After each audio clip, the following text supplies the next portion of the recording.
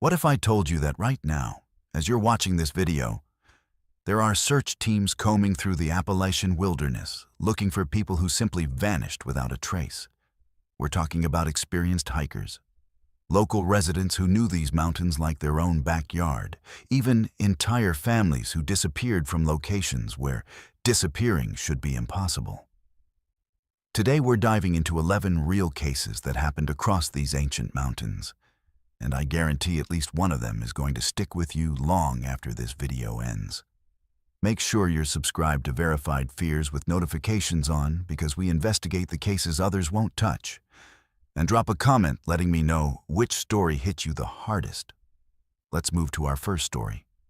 The Brown Mountain Lights have haunted the Blue Ridge Mountains of North Carolina for over 2.5 centuries, making them one of the oldest continuously documented paranormal phenomena in American history. What started as scattered reports from German settlers has evolved into thousands of eyewitness accounts, scientific investigations, and a mystery that refuses to die despite our best efforts to explain it away.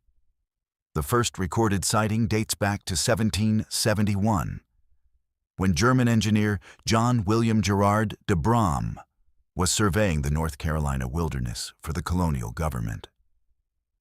De Brom was a methodical man, trained in precision and documentation, which makes his account all the more compelling. In his surveying notes, he described bright, luminous objects rising from the valleys around Brown Mountain, objects that moved with purpose and intelligence, defying every natural explanation he could conceive.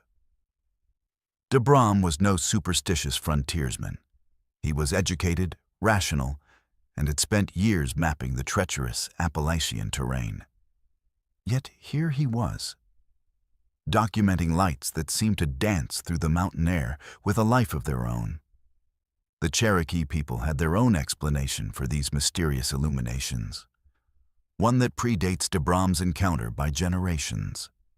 According to tribal oral tradition, the lights are the spirits of Cherokee and Catawba women, eternally searching the mountainsides for their husbands and sons who died in a great battle on Brown Mountain. The warriors had gone to settle a territorial dispute, but when they failed to return, their women took torches and combed the ridges and valleys, calling out into the darkness. The Cherokee elders say these women never stopped searching, and their torch lights can still be seen on clear nights, moving through the forests where their loved ones fell. It's a beautiful and tragic explanation, one that speaks to the deep spiritual connection between the Cherokee people and the Appalachian landscape they called home for thousands of years. But the Cherokee legend, while poetic, doesn't account for the sheer consistency of modern sightings. Throughout the 1800s, settlers and travelers continued to report the same phenomenon. Glowing orbs that appeared to rise from the valleys, hover at treetop level, and move in patterns that suggested intelligence rather than random natural occurrence. These weren't fleeting glimpses or easily dismissed hallucinations. Witnesses described lights that would appear for minutes at a time, sometimes in groups, sometimes alone, always maintaining the same general characteristics. A yellowish or reddish glow, about the size of a basketball, moving at varying speeds through the mountain air. The mystery gained national attention in 1913 when the Smithsonian Institution sent a team to investigate the Brown Mountain Lights. This wasn't some fringe paranormal group or local curiosity seekers. This was America's premier scientific institution, taking the reports seriously enough to fund an expedition. The Smithsonian team spent weeks in the area, interviewing witnesses, taking measurements, and attempting to document the phenomenon. What they found frustrated them. The lights appeared regularly, just as witnesses had described. But every natural explanation they tested fell short. They ruled out car headlights, train lights, and reflections from distant towns. The lights appeared in locations where no artificial illumination could possibly originate. and they moved in ways that defied conventional physics. During World War I, something extraordinary happened that should have put the mystery to rest once and for all. A massive flood in 1916 knocked out all electrical power in the region for weeks. Every light bulb, every street lamp, every form of artificial illumination was extinguished. If the brown mountain lights were somehow reflections or refractions of human-made light sources, they should have disappeared completely during this blackout period. Instead, witnesses reported that the lights continued to appear with the same frequency and intensity as before. The lights were not dependent on human technology. They were something else entirely. The United States Geological Survey got involved in 1922, sending geologist George Rogers Mansfield to conduct a thorough investigation. Mansfield approached the mystery with scientific rigor, spending months in the area and interviewing dozens of witnesses. His preliminary findings seemed to offer a rational explanation. He theorized that the lights were the result of automobile headlights and locomotive headlights being refracted through atmospheric conditions unique to the mountain topography. It was a plausible theory that satisfied skeptics and seemed to close the case. However, Mansfield's explanation had a fatal flaw that he himself acknowledged. Many of the most credible sightings occurred in areas where no roads or railways existed, and some of the historical accounts predated the invention of both automobiles and electric locomotives in the region. The phenomenon continued unabated through the Great Depression and World War II. Local residents, park rangers, and visitors to the newly established Blue Ridge Parkway continued to report the same mysterious lights. In 1962, the United States Forest Service decided to tackle the mystery once more, using more advanced equipment and methodologies than previous investigations. They set up observation stations equipped with telescopes, cameras, and atmospheric monitoring equipment. Over the course of several months, Forest Service researchers documented numerous light phenomena that matched witness descriptions. However, their sophisticated equipment revealed something disturbing. The lights appeared to emit no heat signature and registered no electromagnetic activity. Whatever was creating these illuminations was not behaving according to the known laws of physics. Oak Ridge National Laboratory became interested in the brown mountain lights in the 1970s, drawn by reports of their unusual properties. Using specialized detection equipment originally developed for nuclear research, Oak Ridge scientists attempted to analyze the light's composition and energy source. Their findings were inconclusive, but deeply unsettling. The lights appeared to exist in a state that didn't conform to conventional understanding of matter and energy. They exhibited properties of both particles and waves, similar to quantum phenomena observed in laboratory conditions, but on a macro scale that shouldn't be possible in natural environments. Modern investigations have only deepened the mystery. In the 1990s, Appalachian State University launched a comprehensive study using night vision equipment, infrared cameras, and computer analysis.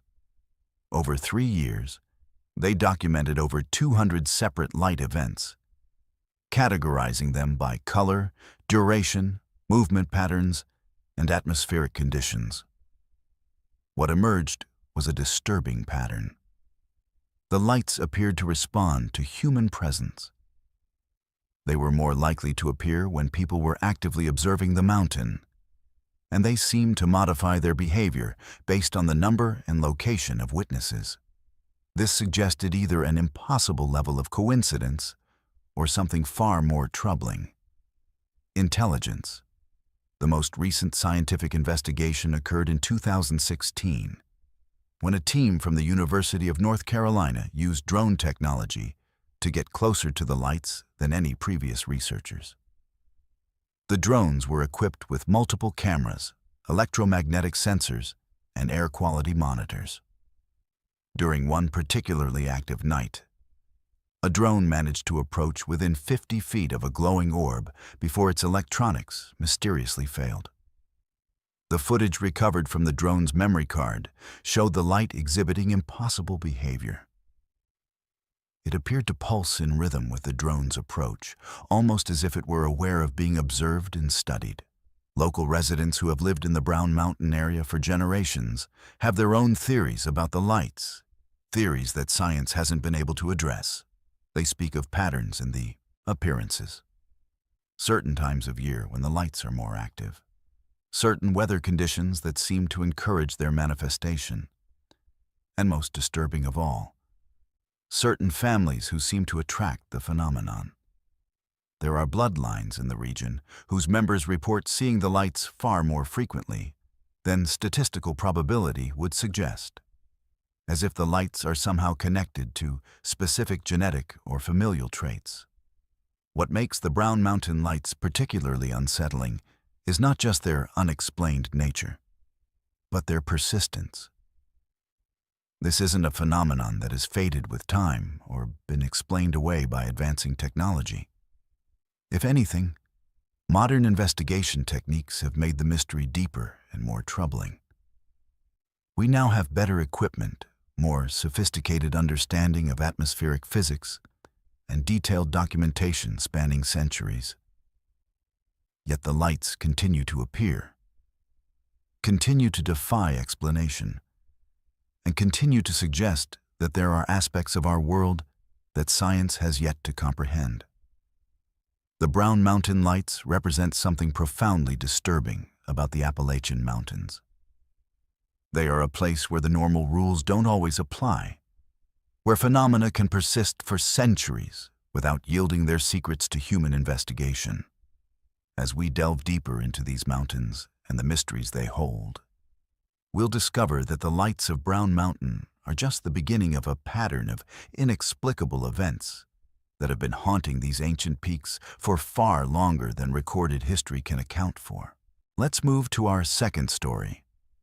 On June 14th, 1969, 6-year-old Dennis Lloyd Martin vanished into the Great Smoky Mountains National Park during what should have been a simple family camping trip, triggering the largest search and rescue operation in the park's history, and leaving behind one of the most disturbing unsolved disappearances in Appalachian mountain lore. What happened to Dennis Martin in those Tennessee mountains remains a mystery that has haunted investigators, park officials, and his family for over 5 decades. But the strange circumstances surrounding his disappearance suggest something far more sinister than a simple case of a lost child. The Martin family had arrived at Spence Field, a popular camping area in the Great Smoky Mountains, on June 13th for what was meant to be a relaxing weekend in nature. Dennis was traveling with his father, William Martin, his grandfather, Clyde Martin, and his younger brother, Douglas. They were experienced campers familiar with the outdoors, and the Spence Field area was considered relatively safe. A large open meadow surrounded by well-marked trails with good visibility. The family had camped there before without incident, making the events that followed all the more inexplicable and terrifying. On the afternoon of June 14th, the weather was perfect for hiking. Clear skies, mild temperatures, and excellent visibility. Dennis was playing with several other children from nearby campsites, including the children of another family, the Keys, who had befriended the Martins. The adults were relaxed, confident in the safety of the area and the fact that they could easily see the children playing in the open meadow. At approximately 4:30 p.m., Dennis and 3 other boys decided to play a harmless prank on their families. Their plan was simple. They would split into 2 groups, circle around through the nearby woods, and jump out to surprise the adults when they reconvened. Dennis paired up with the Keys' oldest son, while the 2 younger boys formed the second group. The plan called for them to meet back at the campsite within 15 minutes after completing their circle through the forest. The 2 younger boys successfully completed their loop and emerged from the woods laughing and excited about their successful prank. but Dennis Martin and his partner never appeared. When 15 minutes turned to 30, then 45, the families began to worry. By 5 p.m., with no sign of Dennis, the Keys' son returned alone from the woods, pale and shaken. The boy's account of what happened in those woods would haunt everyone who heard it. He explained that he and Dennis had successfully made their way around the planned route and were heading back toward the campsite when they heard something moving through the trees behind them. At first, they assumed it was the other boys, or perhaps some of the adults, coming to look for them.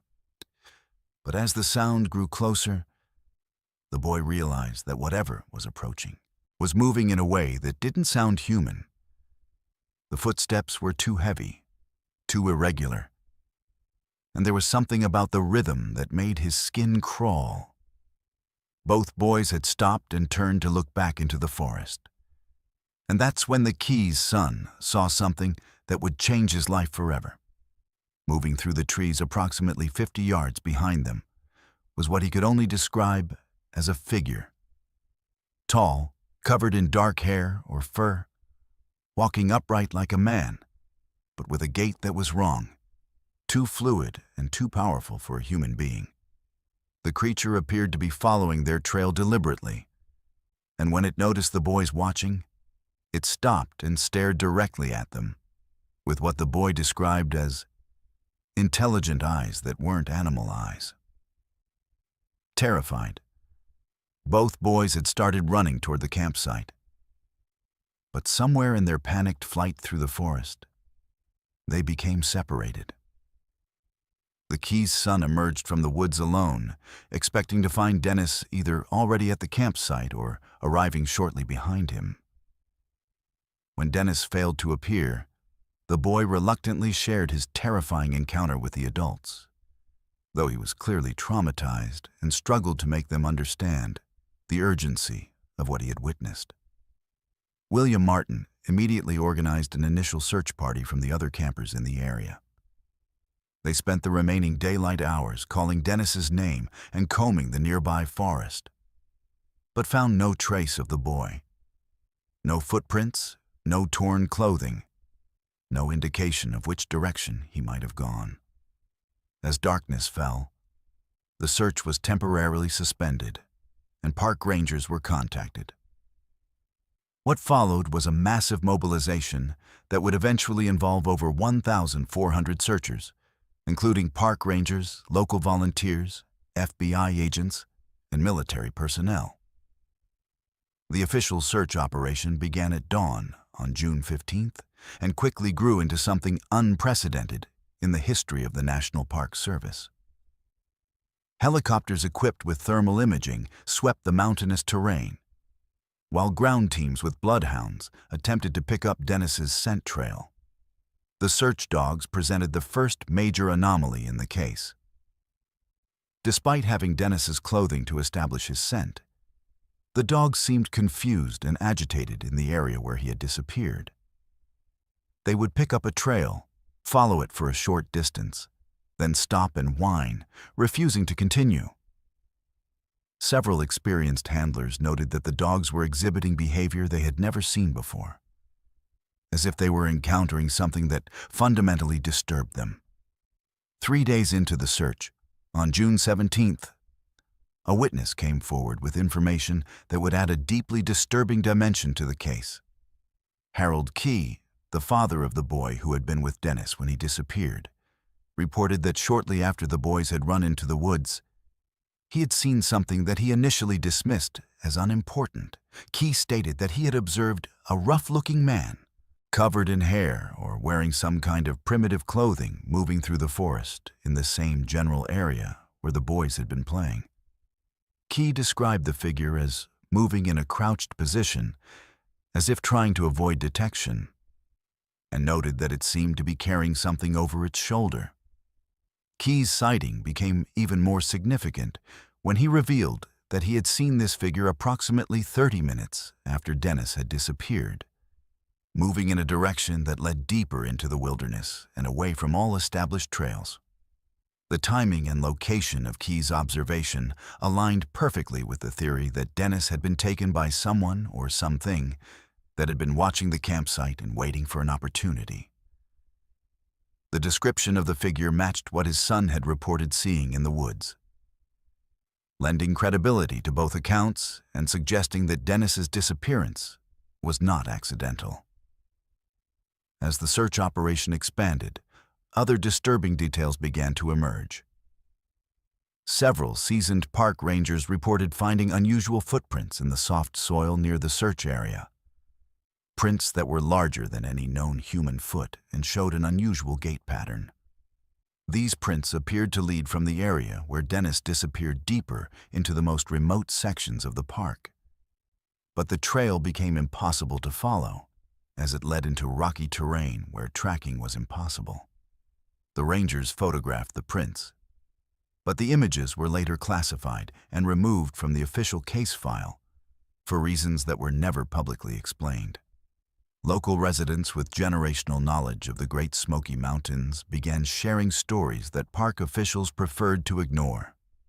These mountain families spoke of a long history of unexplained disappearances in the region, particularly involving children, and warned that there were things living in the deepest parts of the mountains that most people preferred not to acknowledge. They described encounters with large, hair-covered creatures that moved through the forest with intelligence and purpose. Creatures that the Cherokee people had known about for centuries and had learned to avoid through careful adherence to traditional protocols that most modern visitors ignored. The search for Dennis Martin continued for 16 days, making it the longest and most extensive search operation in Great Smoky Mountains National Park history. Despite the massive effort, which covered over 500 square miles of rugged mountain terrain, no trace of the boy was ever found. No clothing, no personal items, no physical evidence that could provide closure to his family or answers to the investigators who had devoted weeks to finding him. The case was officially suspended on June 30th, though periodic searches continued for years afterward, whenever new information or potential sightings emerged. Perhaps the most troubling aspect of Dennis Martin's disappearance is the pattern it fits within the broader context of missing persons cases in the Appalachian Mountains. Research conducted years later revealed that the Great Smoky Mountains National Park has one of the highest rates of unexplained disappearances of any protected area in the United States, with a disproportionate number of cases involving children who vanish under circumstances that defy logical explanation. Many of these cases share common elements. Witnesses reporting unusual sounds or sightings in the area before the disappearance, search dogs behaving strangely or refusing to track, and a complete absence of physical evidence despite extensive search efforts. The Martin family never recovered from Dennis's disappearance. William Martin spent decades returning to the Great Smoky Mountains, conducting his own searches and following up on every possible lead. He became convinced that his son had been taken by something that lived in the deepest parts of the mountains, something that park officials were either unaware of or deliberately concealing. Before his death, William Martin stated publicly that he believed there were creatures in the Appalachian wilderness that were far more intelligent and dangerous than most people realized, and that Dennis had become a victim of forces that conventional search and rescue operations were not equipped to handle. The case of Dennis Martin remains officially unsolved, filed away in the archives of the National Park Service as a missing person case with no leads. But for those who understand the deeper patterns of disappearances in the Appalachian Mountains, Dennis's case represents something far more disturbing. Evidence that these ancient mountains harbor secrets that our modern world is not prepared to confront, and that sometimes, when we venture into the wilderness, we become part of mysteries that stretch back far longer than recorded history can account for. Let's move to our third story. On the evening of September 12th, 1952, a group of local boys in the small town of Flatwoods, West Virginia, witnessed what they believed to be a crashed meteor or aircraft on a nearby hillside, setting in motion a chain of events that would terrorize their community and create one of the most documented cryptid encounters in Appalachian history. What these boys discovered on that foggy autumn night was not wreckage from space, but something far more disturbing. A creature so alien and terrifying that it would haunt the residents of Braxton County for decades and establish the Flatwoods Monster as one of the most credible, unexplained encounters ever recorded in the American wilderness. The incident began at approximately 7:15 p.m. when brothers Edward and Fred May, ages 13 and 12 respectively, were playing football with their friends Tommy Heyer, Neil Nunley, and Ronnie Shaver in the schoolyard near their home in Flatwoods. The evening was typical for early fall in West Virginia. Cool, with a light fog beginning to settle in the valleys between the densely forested hills that surrounded their small community. The boys were engaged in their game when they noticed a bright red light streaking across the sky, moving in a controlled arc that suggested it was not a natural meteor, but something under intelligent guidance. The object appeared to be heading directly toward Fisher's Hill, a steep, wooded ridge that rose behind the local school and extended into the deep wilderness of the Appalachian backcountry. The boys watched in fascination as the red light descended behind the tree line, followed by what they described as a bright flash and a dull thudding sound that echoed through the valley. Their initial excitement at possibly witnessing a plane crash or meteor impact quickly gave way to curiosity and concern. If someone was hurt up on that hill, they might be the only people in a position to help. Edward May convinced his friends that they should investigate the crash site. But his mother, Kathleen May, insisted on accompanying them if they were going to venture into the dark woods. Mrs. May was a practical woman who understood the dangers of the Appalachian wilderness at night. But she was also concerned that there might indeed be injured people who needed assistance. She agreed to guide the expedition, bringing along a flashlight and enlisting the help of Eugene Lemon, a 17-year-old National Guardsman who was visiting the May household that evening. Lemon brought his dog, a large collie that was known for its courage and protective instincts. The group of 7, Mrs. May, her 2 sons, their 3 friends, and Eugene Lemon, began their climb up Fisher's Hill at approximately 7:30 p.m. The ascent was treacherous in the gathering darkness, with thick underbrush and steep terrain, making progress slow and difficult. The dog, normally eager to lead such expeditions, seemed increasingly agitated as they climbed higher, whimpering and staying close to the group in a way that suggested it sensed something wrong in the forest around them. About halfway up the hill, they began to notice a strange, acrid smell permeating the air. Something metallic and chemical that burned their nostrils and made their eyes water. As they approached the crest of the hill, the smell became almost overwhelming, and several members of the group began to feel nauseous and lightheaded. Mrs. May later described the odor as being similar to sulfur mixed with burning metal, but with an organic quality that suggested something biological and rotting. The fog had grown thicker during their climb, creating an eerie atmosphere where their flashlight beams seemed to be absorbed by the mist rather than illuminating their surroundings effectively. At approximately 8 p.m., Eugene Lemon's flashlight beam swept across a large oak tree near the summit of the hill and reflected off what he initially thought were the eyes of an animal caught in the light. But as the beam steadied and their vision adjusted, the group realized they were looking at something that defied every category of known wildlife. Perched in the lower branches of the oak tree was a creature that stood between 10 and 12 feet tall, with a dark, roughly humanoid shape that seemed to blend with the shadows around it. The creature's most striking feature was its head, which appeared disproportionately large and was crowned with what looked like a pointed hood or helmet that extended backward from its skull. Where a face should have been, there were two large, glowing red eyes that reflected their flashlight beam with an intensity that seemed almost like internal illumination. The eyes were not the simple reflection of animal eyes caught in light. They pulsed and flickered with an intelligence that was unmistakably aware of the human observers below.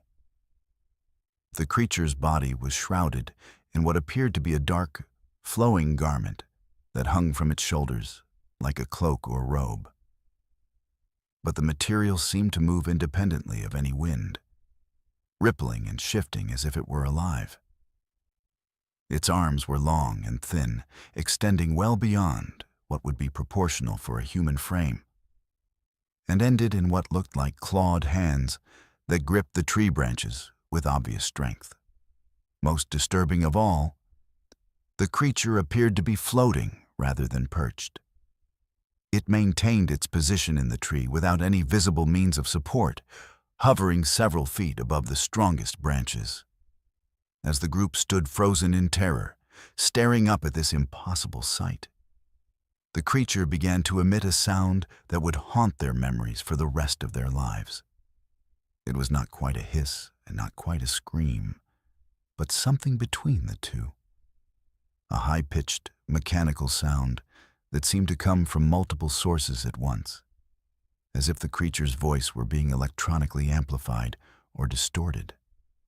The sound was accompanied by a low, throbbing hum that they could feel in their chests as much as hear with their ears. The dog was the first to break from the paralysis that had gripped the group.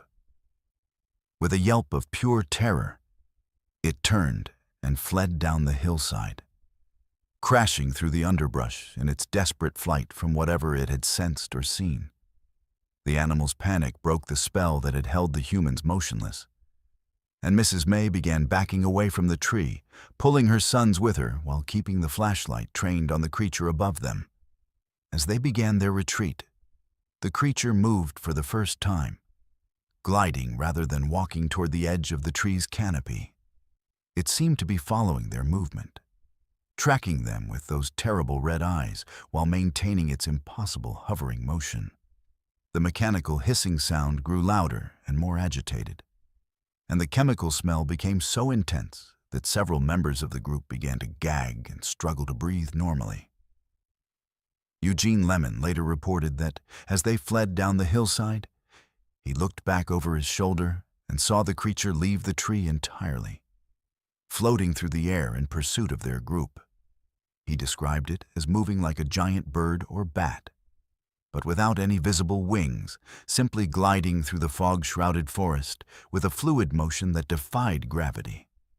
The sight was so terrifying and impossible that Lemon questioned his own sanity even as he ran, wondering if the strange chemical smell had somehow affected his perception of reality. The group made it back to the May house in record time, bursting through the front door in a state of panic and terror that was immediately apparent to anyone who saw them. All 7 witnesses were pale, shaking, and struggling to breathe normally. Several of them began vomiting shortly after their return, and their symptoms persisted for hours afterward. Mrs. May called the local sheriff, Robert Carr, and within an hour, a small group of armed men had assembled to return to Fisher's Hill and investigate the group's claims. Sheriff Carr and his deputies, accompanied by several local residents, made the climb to the crash site that same night. They found no trace of the creature the group had described, but they did discover several disturbing pieces of evidence that supported parts of the witnesses' account. The area around the large oak tree showed signs of something heavy having been present. Broken branches, compressed undergrowth, and strange markings in the soil that didn't match any known animal tracks. Most significantly, the searchers confirmed the presence of the strange chemical odor that had affected the original group, though it was much fainter by the time they arrived. In the days following the encounter, investigators from various agencies descended on Flatwoods, including reporters, Air Force personnel, and civilian researchers interested in unexplained phenomena. The Air Force's official investigation concluded that the witnesses had likely seen a meteor combined with an owl perched in a tree, with panic and poor lighting conditions creating the illusion of something more exotic. However, this explanation failed to account for several key aspects of the encounter, including the chemical odor, the physical symptoms experienced by the witnesses, and the creature's apparent ability to move through the air without visible means of propulsion. Local residents were not satisfied with the official explanation, particularly because the Flatwoods encounter was not an isolated incident in the region. Throughout the 1950s, there had been numerous reports of similar creatures spotted in the forests and mountains of central West Virginia. Witnesses described encounters with tall, dark figures that seemed to glide rather than walk, often accompanied by the same chemical smell and similar physical symptoms in those who got too close. These reports came from credible sources: farmers, hunters, and outdoorsmen who had spent their entire lives in the Appalachian wilderness and knew the difference between normal wildlife and something genuinely anomalous. The physical symptoms experienced by the witnesses proved to be one of the most compelling aspects of the case. In the days following their encounter, all 7 members of the group continued to suffer from nausea, difficulty breathing, and irritation of their eyes and throats. When military doctors examined them, they found symptoms consistent with exposure to mustard gas or similar chemical agents. This finding was particularly disturbing because it suggested that whatever they had encountered was not simply a misidentified animal or atmospheric phenomenon, but something that had actually affected their physical health through exposure to unknown chemical compounds. Modern analysis of the Flatwoods monster encounter has only deepened the mystery rather than providing rational explanations. The consistency of the witnesses' accounts, the physical evidence found at the scene, and the documented health effects experienced by the group all point to an encounter with something genuinely unknown and potentially dangerous. The fact that similar sightings continued to occur in the region for years afterward suggests that the Flatwoods incident was not an isolated event, but part of a pattern of encounters with entities that remain beyond our current understanding of the natural world. The Flatwoods monster case represents one of the most thoroughly documented cryptid encounters in Appalachian history, with multiple credible witnesses, physical evidence, and lasting effects that extended far beyond the initial sighting. For the residents of Braxton County, the encounters served as a stark reminder that the ancient mountains and forests of West Virginia might harbor secrets that our modern world is not prepared to comprehend, and that sometimes, when we venture into the wilderness in search of answers, we discover questions that challenge everything we thought we knew about the nature of reality itself. Let's move to our 4th story. Geraldine Largay, known on the Appalachian Trail by her trail name Inchworm, was an experienced hiker with decades of outdoor experience when she set out from Harper's Ferry, West Virginia, in July 2013 to complete a section hike of the Appalachian Trail through Maine. What began as a carefully planned adventure through some of the most beautiful wilderness in the eastern United States would end in one of the most heartbreaking and disturbing cases of survival and death ever documented in the Appalachian Mountains, revealing the terrifying reality of how quickly the ancient wilderness can swallow even the most prepared hikers without a trace. Geraldine was 66 years old when she began her Maine section hike, but age had not diminished her passion for the outdoors or her confidence in her abilities as a backpacker. She had been hiking seriously for over 30 years, completing numerous long-distance trails and multi-day wilderness expeditions with her husband George. The couple had already hiked significant portions of the Appalachian Trail together, and Geraldine's decision to tackle the Maine section solo was seen by friends and family as a natural progression of her hiking career rather than a risky endeavor. She was known for her meticulous planning, her attention to safety protocols, and her deep respect for the wilderness environments she loved to explore. The main section of the Appalachian Trail is considered one of the most challenging segments of the entire 2,190-mile footpath. Featuring rugged terrain, unpredictable weather, and long stretches between resupply points that test even experienced hikers' endurance and planning skills. Geraldine had studied the route extensively, mapping out her resupply points, identifying emergency exit strategies, and coordinating with her husband George, who would be driving parallel to the trail to meet her at predetermined road crossings. Their plan was thorough and conservative, designed to ensure that Geraldine would never be more than a few days away from contact with the outside world. On July 21st, 2013, Geraldine successfully reached the Poplar Ridge lean-to, where she spent the night according to her planned itinerary. She was making good time and feeling strong, documenting her progress in the detailed journal she kept throughout her hike. Her entries from this period reflect a hiker who was enjoying the challenge and beauty of the Maine wilderness, noting the abundant wildlife, the spectacular views from the ridgelines, and her satisfaction with her physical conditioning and gear choices. There was no indication in her writing that she was experiencing any difficulties or concerns about the trail ahead. The next morning, July 22nd, Geraldine left the Poplar Ridge lean-to, intending to hike approximately 8 miles to her next planned stop. The weather was clear and pleasant, with good visibility and comfortable temperatures that made for ideal hiking conditions. Her route would take her through a mix of forested valleys and ridgeline walking, terrain that she had successfully navigated many times before on previous hiking trips. According to her plan, she should have reached her next checkpoint by mid-afternoon, where George would be waiting to resupply her and check on her progress.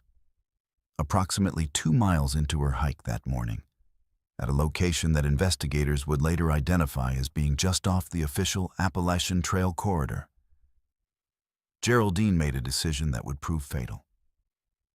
For reasons that remain unclear, she stepped off the marked trail, possibly to answer nature's call, or perhaps because she thought she was following a legitimate trail junction.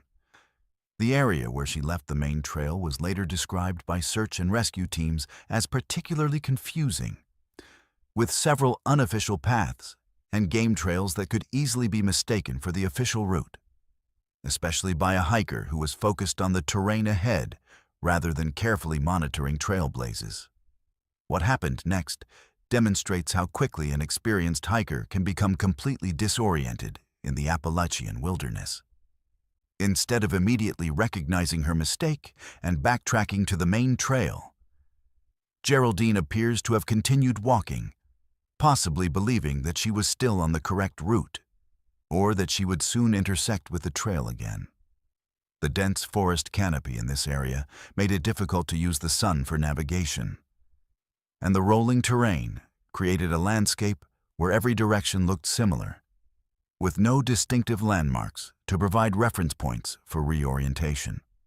By the time Geraldine realized she was truly lost, she had wandered several miles from the Appalachian Trail into some of the most remote wilderness in Maine.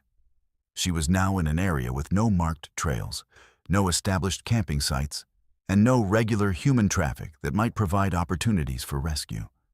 The terrain was challenging even for someone following established paths. Thick underbrush, steep ravines, and dense stands of conifers that limited visibility to just a few yards in any direction. When Geraldine failed to appear at her planned meeting point with George on July 22nd, he immediately contacted local authorities and initiated search protocols.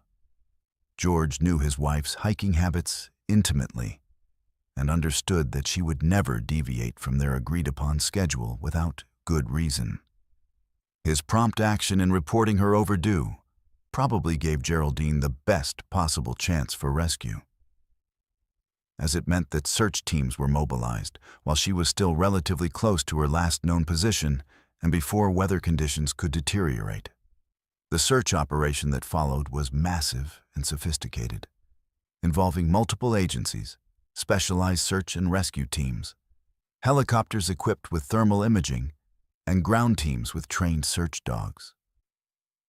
The searchers covered hundreds of square miles of rugged Maine wilderness, following every possible route that Geraldine might have taken and checking every shelter, trail junction, and water source in the region. The search continued for weeks, with volunteers and professional rescue personnel combing through some of the most inaccessible terrain in the state. What the searchers didn't know was that Geraldine was still alive during much of their search effort, but trapped in an area so remote and thickly forested that she could not hear their helicopters or see their searchlights, and they could not detect any sign of her presence. She had managed to find a small clearing near a seasonal water source, where she established a makeshift camp and began what would become a 26-day struggle for survival in the Maine wilderness. During her ordeal, Geraldine maintained the detailed journal that would later provide investigators with a heartbreaking day-by-day account of her survival efforts and her gradual decline. Her early entries reveal a hiker who was still optimistic about her chances for rescue, rationing her limited food supplies and constructing shelter while expecting that search teams would locate her within a few days. She documented her attempts to signal for help, including using her whistle, creating visible markers in clearings, and trying to reach higher ground where she might have better cell phone reception. As days turned into weeks, Geraldine's journal entries began to reflect the harsh reality of her situation. Her food ran out after just a few days, forcing her to forage for berries and attempt to catch small fish from the stream near her camp. The Maine wilderness in summer provided some edible plants, but not nearly enough calories to sustain an adult human for an extended period. Her physical condition began to deteriorate rapidly as she burned through her body's fat and muscle reserves while struggling to maintain her core temperature during cold mountain nights. Geraldine's journal reveals that she never gave up hope for rescue, continuing to write detailed entries that expressed her love for her family and her determination to survive until help arrived. She documented her daily routine of searching for food, maintaining her shelter, and attempting to signal for help. Her entries also reveal a deep spiritual faith that sustained her through the most difficult periods of her ordeal. As she found comfort in prayer and meditation, even as her physical situation became increasingly desperate. On August 18th, 27 days after she had become lost, Geraldine wrote her final journal entry. By this point, she was severely weakened by starvation and exposure. But her writing remained coherent and reflected her continued love for her family and her acceptance of her situation. She expressed no anger or bitterness about her circumstances, instead focusing on gratitude for the life she had lived and the experiences she had enjoyed. Her final words were a message of love to her husband and daughter, asking them not to blame themselves for her death and to remember the joy she had found in exploring the wilderness. The massive search operation was officially suspended in late August 2013, after covering over 1,000 square miles of Maine wilderness without finding any trace of Geraldine or her equipment. The case was reclassified as a missing person investigation, and periodic searches continued whenever new information or potential sightings were reported. For 2 years, the mystery of what had happened to Inchworm remained unsolved, leaving her family without closure and the hiking community to speculate about how an experienced backpacker could simply vanish in terrain that had been thoroughly searched by professional rescue teams. The answer came in October 2015, when a surveyor working in a remote section of forest approximately 2 miles from the Appalachian Trail discovered the remains of Geraldine's campsite and her body. The location was so isolated and thickly forested that it had been missed during the intensive search efforts, despite multiple teams passing within a few hundred yards of her position. The discovery site revealed the full extent of Geraldine's survival efforts. she had constructed an effective shelter, organized her remaining gear efficiently, and maintained her campsite for the entire duration of her ordeal. Most significantly, investigators recovered Geraldine's journal, which provided a complete record of her 26 days in the wilderness and revealed the heartbreaking reality of her slow death from starvation and exposure. The journal entries showed that she had survived far longer than most people could have managed in similar circumstances, demonstrating remarkable resilience and wilderness skills even as her situation became hopeless. Her final entries revealed that she had been aware that rescue was unlikely at that point, but had continued to maintain hope and document her experience for the benefit of her family and future investigators. The discovery of Geraldine Larguet's remains and journal sent shockwaves through the Appalachian hiking community and raised disturbing questions about the effectiveness of search and rescue operations in the dense wilderness areas of the trail. Here was an experienced hiker who had become lost just miles from a heavily traveled trail, in an area that had been extensively searched by professional teams, yet had remained undiscovered for over 2 years. Her case highlighted the terrifying reality that even the most prepared and experienced hikers can disappear completely in the Appalachian wilderness, and that survival skills and determination are sometimes not enough to overcome the harsh indifference of the ancient mountains. The tragedy of Geraldine Larguet serves as a sobering reminder that the Appalachian Mountains, for all their beauty and recreational opportunities, remain genuinely wild places where human life can be extinguished with terrifying efficiency. Her story demonstrates that experience, preparation, and caution are not always sufficient protection against the fundamental dangers of wilderness travel, and that the same forests that provide spiritual renewal and physical challenge can also serve as unmarked graves for those who make even small mistakes in navigation or judgment. Let's move to our 5th story. In the early morning hours of August 28, 1826, the White Mountains of New Hampshire were battered by one of the most violent storms in the region's recorded history, with torrential rains and hurricane-force winds that transformed peaceful mountain streams into raging torrents capable of moving boulders and uprooting centuries-old trees. When the storm finally passed and rescuers made their way up the treacherous mountain roads to check on isolated families, they discovered one of the most perplexing and disturbing mysteries in Appalachian history: the complete disappearance of the Willey family from their home in Crawford Notch, despite the fact that their house remained virtually untouched by the devastating forces that had reshaped the landscape around it. The Willey family had been living in Crawford Notch for several years, operating a small inn and way station for travelers crossing through the White Mountains between New Hampshire and Maine.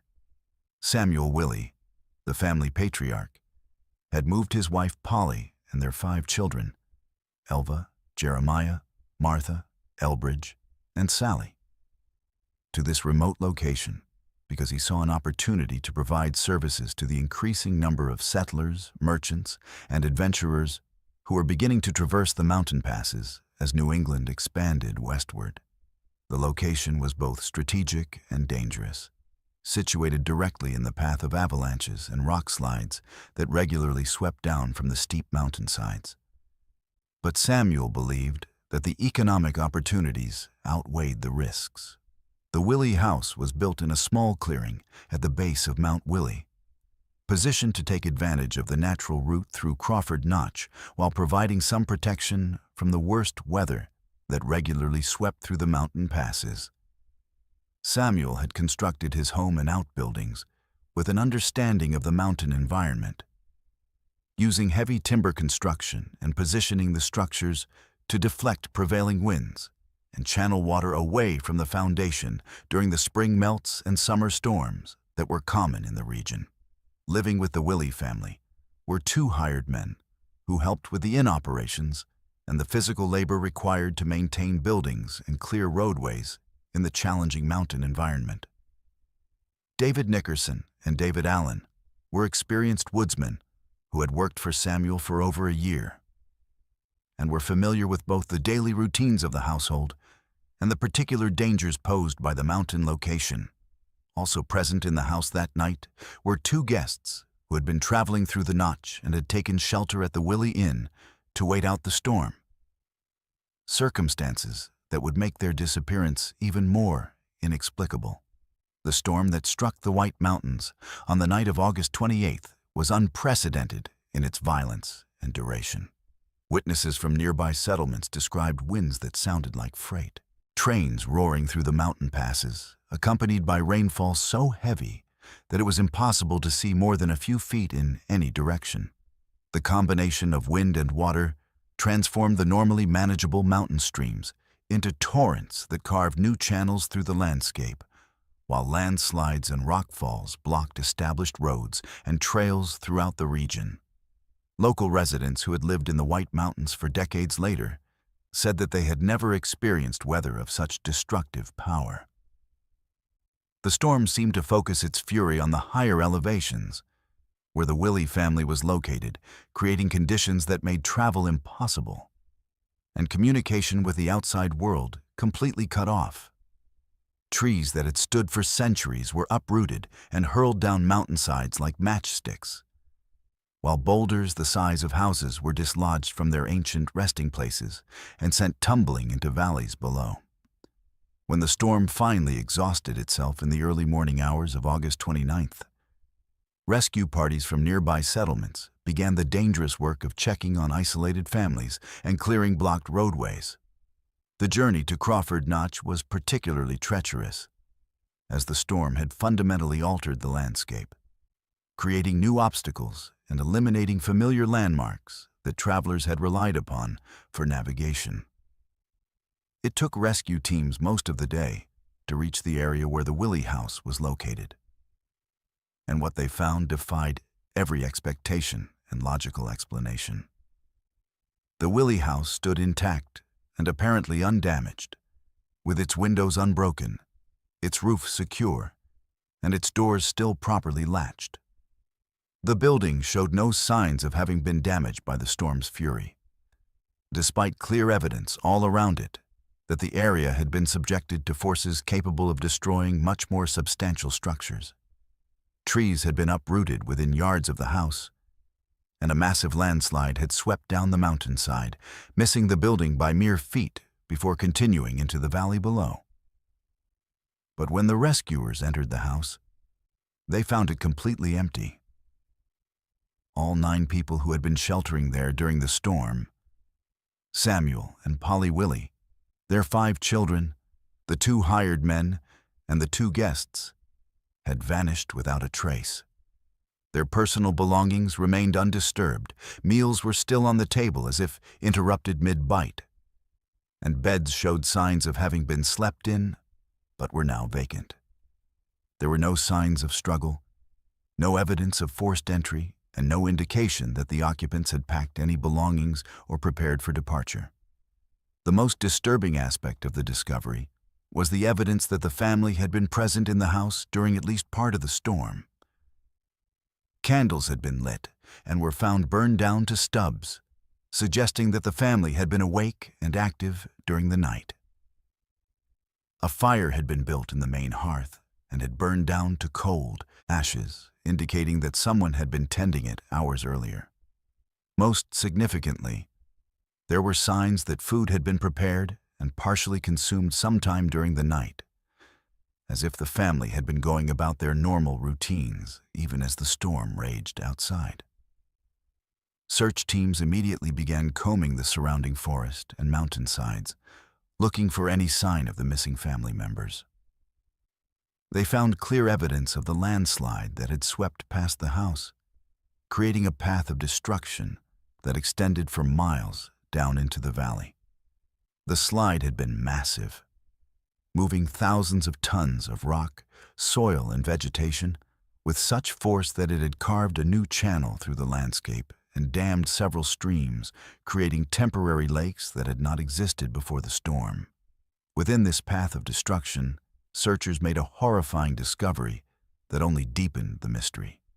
They found the bodies of two members of the Willie family, Samuel and one of his children, buried under tons of debris approximately half a mile from the house. The bodies were positioned in a way that suggested they had been caught in the open when the landslide struck. But this raised the question of why they had left the safety of their intact house to venture into the deadly storm. More disturbing still was the fact that only two bodies were recovered, despite extensive searching that continued for weeks. The remaining 7 people who had been in the house that night were never found, despite the fact that the landslide path had been thoroughly excavated, and every possible location where bodies might have been buried was carefully examined. It was as if 5 members of the Willie family and the 2 hired men had simply vanished from existence, leaving no trace of their fate or any clue about what had motivated them to leave their shelter during the height of the storm. The partial remains that were recovered provided some clues, but raised even more questions. The bodies of Samuel Willie and his child showed no signs of injury that would have occurred before the landslide struck them. They had not been beaten, stabbed, shot, or harmed in any way that suggested violence or struggle. Their positioning suggested that they had been running or walking when the slide overtook them. But there was no evidence of what they might have been running from or toward in the midst of the deadly storm. Local authorities conducted a thorough investigation, interviewing everyone who had known the Willie family and examining every piece of evidence found at the scene. They discovered that Samuel had been concerned about the possibility of landslides and had actually prepared an emergency evacuation plan for his family in case the mountainside became unstable. According to neighbors, Samuel had identified a large boulder some distance from the house that he believed would provide shelter if they needed to flee a slide, and he had discussed this plan with his family on several occasions. This information led investigators to theorize that Samuel might have heard or sensed the approaching landslide and ordered his family to evacuate the house according to their emergency plan. However, this theory failed to explain several critical aspects of the case. If the family had evacuated together, why were only 2 bodies found? If they had fled in panic, why did the house show no signs of hasty departure? And most puzzling of all, why had they not taken any supplies, warm clothing, or other necessities that would have been essential for survival in the post-storm environment? The investigation also revealed disturbing inconsistencies in the timeline of events. Based on the evidence found in the house, it appeared that the family had been present and active well into the night, long after the landslide had occurred. The burned-down candles, cold ashes in the fireplace, and partially consumed food all suggested that people had been living normally in the house for hours after the time when Samuel and his child had been killed in the slide. This meant that either the family had evacuated in waves over several hours, or something else entirely had happened that the physical evidence could not explain. Local Native American tribes had their own interpretation of the Willie family tragedy, one that reflected their deep understanding of the spiritual forces they believed inhabited the White Mountains. Tribal elders spoke of the mountains as living entities that demanded respect and could become vengeful when their ancient equilibrium was disturbed. They suggested that the Willie family had somehow offended the mountain spirits and had been claimed as payment for their transgression, with their disappearance serving as a warning to others who might challenge the power of the ancient peaks. The mystery of the Willie family disappearance became a source of fascination and horror throughout New England, inspiring numerous investigations, theories, and artistic works over the decades that followed. Writers and journalists visited the site repeatedly, interviewing local residents and examining the physical evidence in hopes of solving the puzzle. However, despite all these efforts, no definitive explanation for the family's fate was ever established, and the case remains one of the most compelling unsolved mysteries in the history of the White Mountains. The Willie house itself became a morbid tourist attraction, with visitors coming from throughout New England to see the structure that had survived a storm capable of moving mountains, while its occupants vanished without explanation. The building stood empty for years after the tragedy, as local residents were reluctant to occupy a place associated with such an inexplicable and disturbing event. Eventually, the house was torn down, but the mystery of what happened to the Willie family continued to haunt the collective memory of the region. Modern investigators who have studied the case using contemporary forensic techniques and historical analysis have been unable to provide a satisfactory explanation for the family's disappearance. The physical evidence remains consistent with the original findings: a house that showed no signs of violence or forced departure, 2 bodies found in a landslide path, and 7 people who vanished completely without leaving any trace of their fate. Some researchers have theorized that the missing family members might have fallen into hidden crevasses or underground caverns that were opened by the storm, but extensive ground-penetrating radar surveys of the area have failed to locate any remains. The Willie family tragedy represents one of the most disturbing examples of how the Appalachian Mountains can claim human lives in ways that defy understanding or explanation. The case demonstrates that even when people take reasonable precautions and follow logical emergency plans, the ancient forces that shape these mountains can intervene in ways that transcend human comprehension. For the residents of the White Mountains, the Willie disappearance serves as a permanent reminder that they live in a landscape where the normal rules of cause and effect sometimes fail to apply, and where families can be erased from existence as completely as if they had never lived at all. Let's move to our 6th story. In the remote mountain valleys of Vermont and Virginia, sections of the Appalachian Trail that should represent the pinnacle of American wilderness hiking have become hunting grounds for one of the most dangerous religious cults operating in the United States today. The 12 Tribes, a fundamentalist Christian sect founded in the 1970s, has established a network of hostels, restaurants, and businesses along strategic portions of the trail, using these seemingly innocent operations as recruitment centers to prey upon vulnerable hikers who are seeking spiritual meaning in the wilderness. What appears to outsiders as harmless hospitality has been revealed through decades of disturbing encounters to be a sophisticated system of psychological manipulation designed to separate hikers from their families, their identities, and ultimately, their freedom.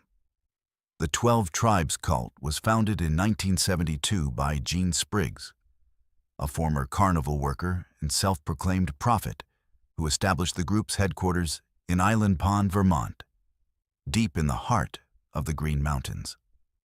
Spriggs, who took the name Yonek within the organization, developed a theology that combined elements of fundamentalist Christianity with his own interpretations of biblical prophecy and apocalyptic beliefs. The group's doctrine required members to live in communal arrangements, surrender all personal property to the collective, and submit completely to the authority of male elders who claimed direct communication with God.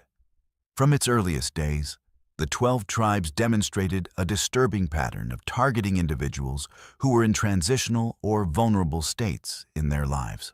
College students questioning their faith, young adults struggling with family relationships, and people experiencing personal crises were particularly susceptible to the group's recruitment tactics.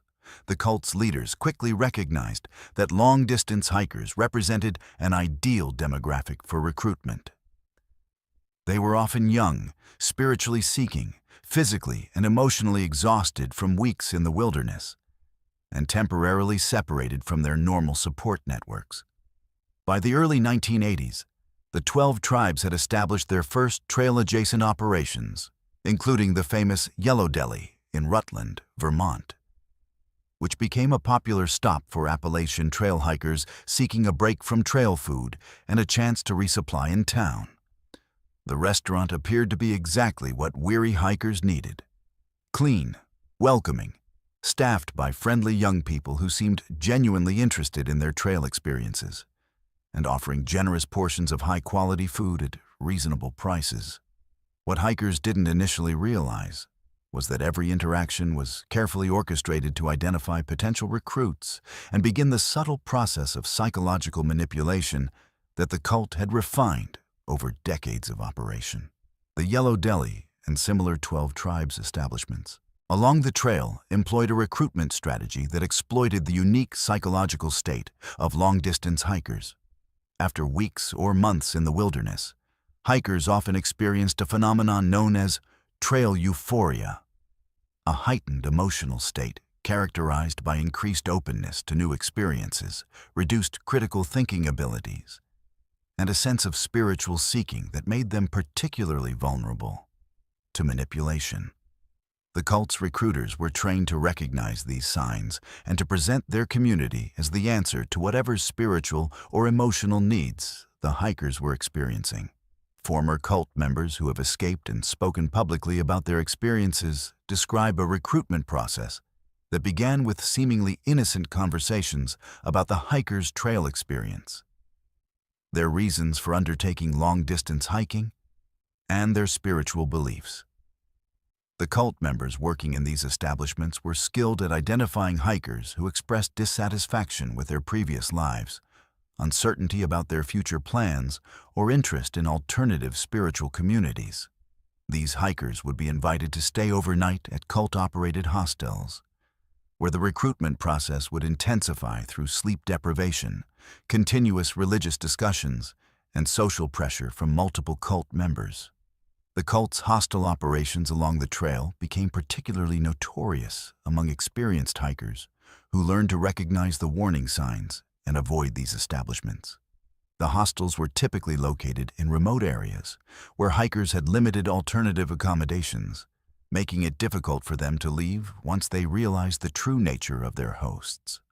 Former guests describe being subjected to hours-long religious lectures, having their personal belongings searched while they slept, and being pressured to participate in group activities that were designed to break down individual resistance and promote dependence on the group. One of the most disturbing aspects of the 12 Tribes trail operations was their systematic targeting of hikers who were hiking alone or who appeared to have limited connections to family and friends back home. Solo hikers, particularly young women, were considered prime recruitment targets because they were less likely to have immediate support networks that would notice their disappearance or intervene in the recruitment process. The cult developed detailed profiles of successful recruitment targets, focusing on individuals who had expressed alienation from their families, dissatisfaction with conventional career paths, or interest in communal living arrangements. Multiple documented cases exist of hikers who stayed at 12 Tribes hostels and were never seen again by their families or friends. In some instances, these hikers sent final messages to loved ones explaining that they had found a new spiritual community and would not be returning to their previous lives. In other cases, hikers simply vanished without any communication, leaving families to wonder whether their loved ones had been victims of accidents, violence, or voluntary recruitment into an organization they had never heard of. The cult's recruitment tactics became so notorious within the hiking community that informal warning networks developed among trail angels, hostel operators, and experienced hikers who worked to alert newcomers about the dangers posed by 12 Tribes operations. These warnings were often shared through trail registers, online hiking forums, and word-of-mouth communication among hikers. But the cult's sophisticated approach meant that many hikers were successfully recruited despite these efforts to raise awareness. Investigation into the 12 Tribes trail operations revealed that the cult had developed detailed intelligence-gathering operations focused on the hiking community. They monitored online hiking forums, maintained databases of information about individual hikers, and coordinated their recruitment efforts across multiple trail locations to maximize their chances of success. Former cult members reported that the organization maintained detailed files on potential recruits, including information about their family backgrounds, financial situations, psychological vulnerabilities, and hiking histories. The cult's approach to recruited hikers was particularly insidious because it exploited the genuine sense of community and spiritual connection that many people seek through long-distance hiking. New recruits were initially treated as honored guests and were encouraged to share their trail experiences with the group. They were provided with comfortable accommodations, abundant food, and constant attention from cult members who seemed genuinely interested in their stories and experiences. This love-bombing phase was designed to create strong emotional bonds between recruits and the group, before gradually introducing more restrictive elements of cult life. Once hikers were successfully recruited, they were typically isolated from their former lives through a process that began gradually but eventually became complete. New members were encouraged to break contact with family and friends who might question their decision to join the group. They were required to surrender all personal possessions and financial assets to the cult, leaving them financially dependent on the organization. Most disturbing of all, they were subjected to increasingly intensive indoctrination that was designed to break down their individual identities and replace them with complete loyalty to the cult's leadership. The physical locations of 12 tribes' operations along the Appalachian Trail were carefully chosen to maximize their recruitment potential, while minimizing outside scrutiny. Many of their facilities were located in remote mountain communities, where local law enforcement had limited resources and experience dealing with cult activities. The cult cultivated relationships with local officials and business owners, presenting themselves as beneficial members of the community who brought tourist dollars and helped maintain local traditions.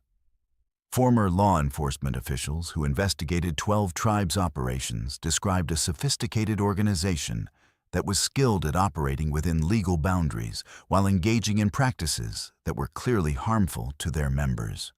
The cult's lawyers and public relations specialists worked to maintain a positive public image while deflecting criticism and avoiding government intervention.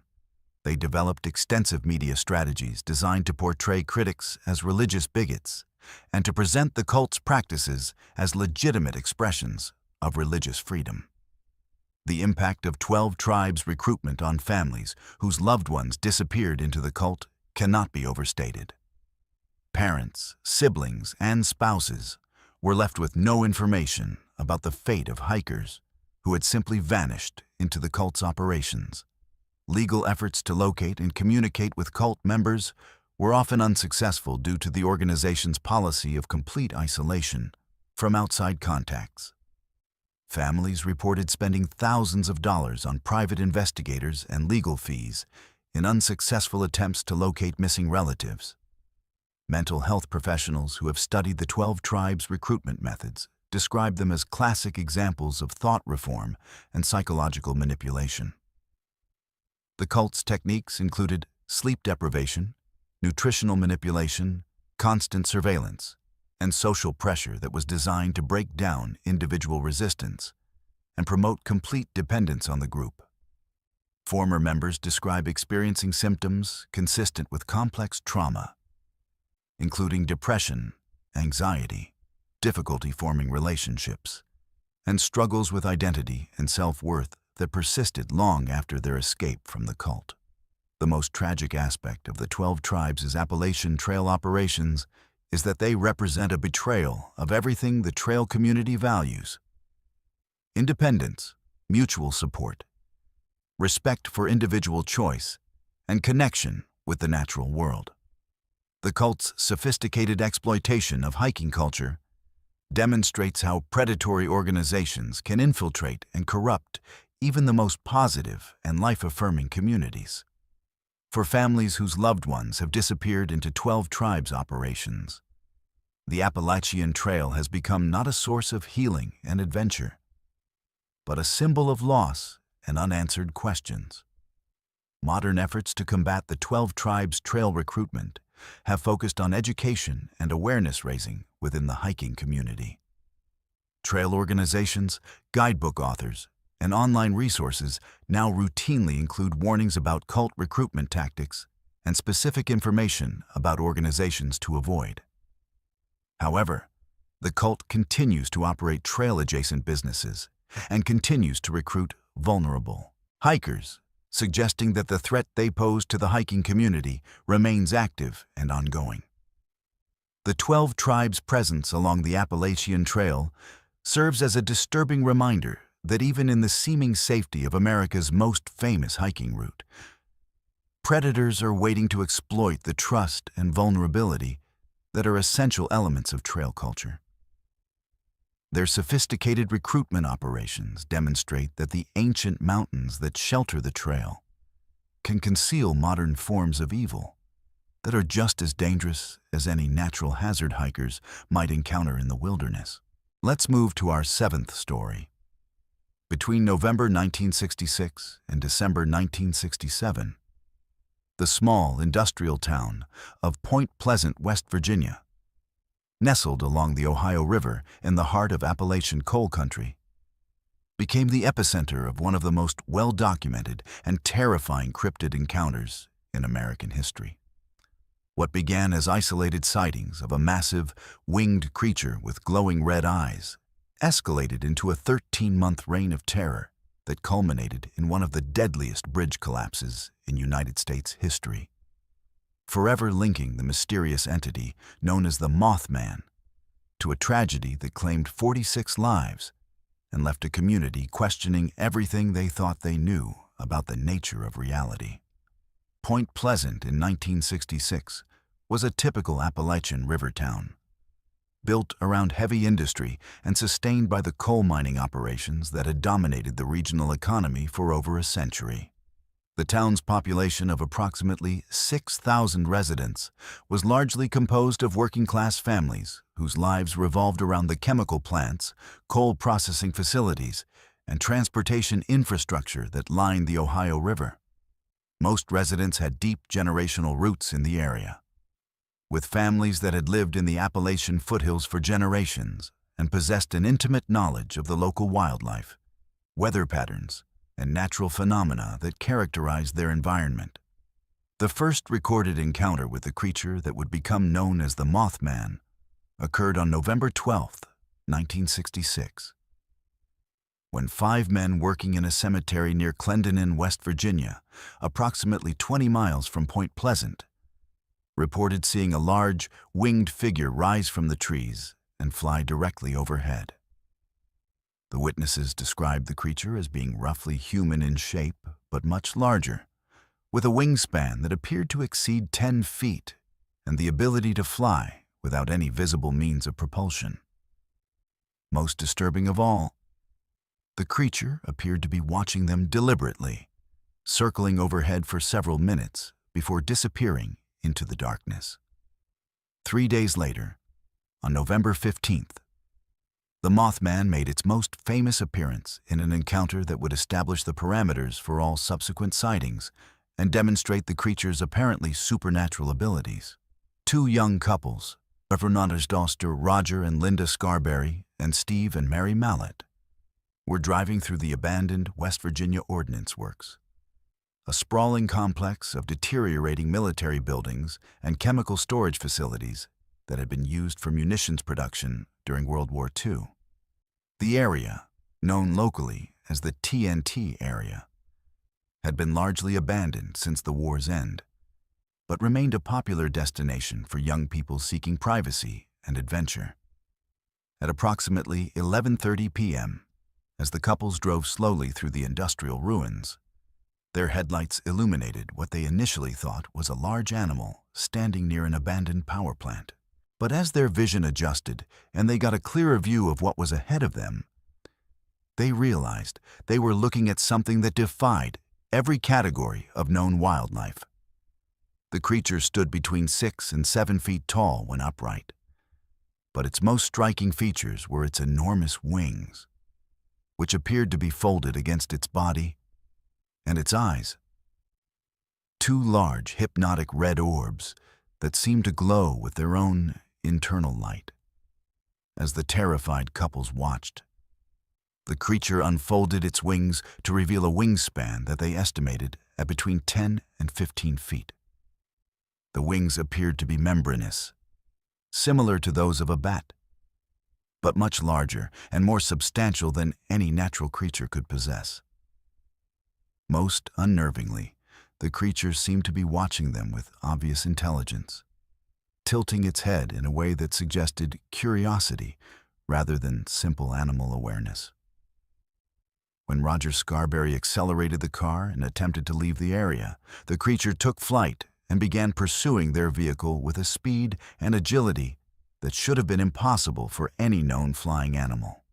The pursuit that followed would become one of the most documented aspects of the Mothman phenomenon and would establish the creature's reputation for supernatural speed and persistence.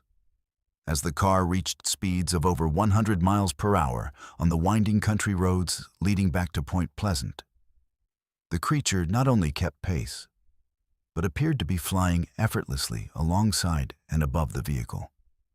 The witnesses reported that the Mothman never appeared to flap its wings during the pursuit, instead gliding through the air with a fluid motion that suggested some form of propulsion that didn't conform to the normal laws of aerodynamics.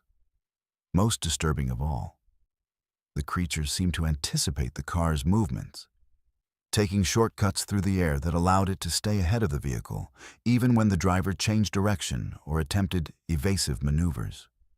The pursuit continued for several miles, with the creature maintaining its position relative to the car regardless of speed or direction changes. The witnesses reported that the creature's red eyes remained fixed on them throughout the encounter, creating an overwhelming sense that they were being studied rather than simply chased. When the couples finally reached the town limits of Point Pleasant, the creature broke off its pursuit and disappeared into the darkness, leaving behind 4 badly shaken witnesses who struggled to make sense of what they had experienced. Their decision to report the encounter to local law enforcement would prove to be a turning point in the town's history, as it marked the beginning of a wave of sightings that would continue for over a year and transform Point Pleasant into a destination for investigators, reporters, and curiosity seekers from around the world. Sheriff George Johnson, who took the initial report from the 2 couples, was initially skeptical of their claims, but was impressed by their obvious sincerity and the consistency of their accounts. Johnson knew all 4 witnesses personally and considered them to be reliable, level-headed individuals who were not prone to exaggeration or attention-seeking behavior.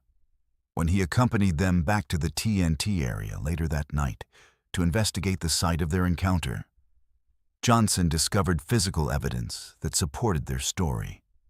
Large, unidentifiable tracks in the soft earth near the power plant and broken tree branches at a height that suggested something very large had recently passed through the area. The publicity surrounding the Scarberry-Millette encounter triggered a flood of similar reports from throughout the Point Pleasant area, as residents who had been reluctant to discuss their own strange experiences came forward with accounts of encounters that had occurred weeks or months earlier. Many of these reports shared common elements with the initial sighting: descriptions of a large, winged creature with glowing red eyes that demonstrated obvious intelligence and supernatural abilities. Witnesses consistently reported that the creature seemed to be studying human activity rather than simply moving through its environment, and that it possessed the ability to appear and disappear in ways that suggested supernatural rather than natural origins. The TNT area became the focal point for most Mothman sightings, leading investigators to speculate about possible connections between the creature's presence and the abandoned military facility. The area contained numerous abandoned buildings, underground tunnels, and chemical storage sites that had been used for munitions production during World War II. Environmental testing conducted years later would reveal significant contamination from various chemical compounds, leading some researchers to theorize that the Mothman might be a mutated animal created by exposure to military chemicals.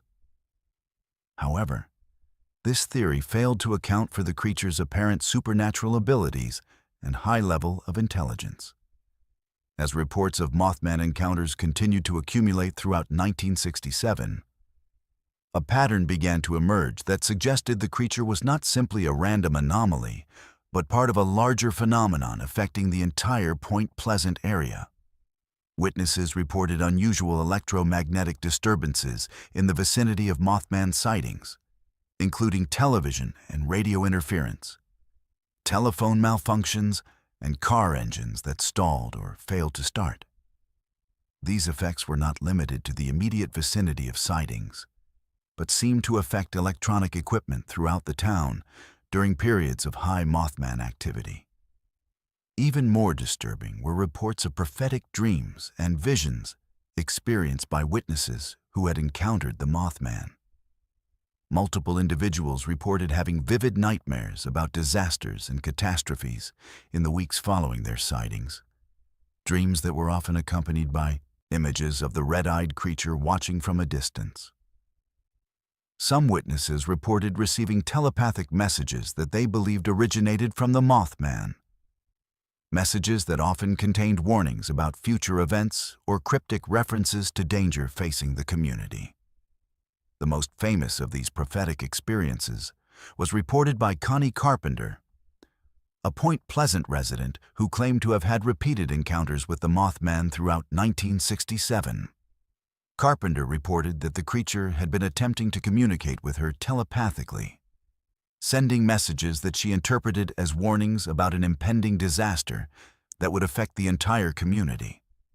According to Carpenter, the Mothman's messages became increasingly urgent and specific as 1967 progressed, culminating in visions of a catastrophic bridge collapse that would occur during the Christmas season. Carpenter's warnings were largely dismissed by local authorities and most residents, who viewed her claims as the fantasies of someone seeking attention or struggling with mental health issues. However, her predictions would take on a horrifying significance on December 15, 1967, when the Silver Bridge connecting Point Pleasant to Gallipolis, Ohio, catastrophically collapsed during evening rush hour traffic. The bridge, which had been a vital transportation link for the community since 1928, failed without warning, sending 46 vehicles and their occupants plunging into the icy waters of the Ohio River below. The Silver Bridge collapse was one of the deadliest infrastructure failures in American history, claiming 46 lives and traumatizing the Point Pleasant community in ways that continue to affect residents today. The official investigation determined that the collapse was caused by the failure of a single eye-bar in the bridge's suspension system, a failure that created a chain reaction that brought down the entire structure in less than a minute. However, the timing of the collapse, coming at the height of the Mothman phenomenon and just weeks after Connie Carpenter's specific warnings about a bridge disaster, convinced many residents that the creature had been trying to warn them about the impending tragedy.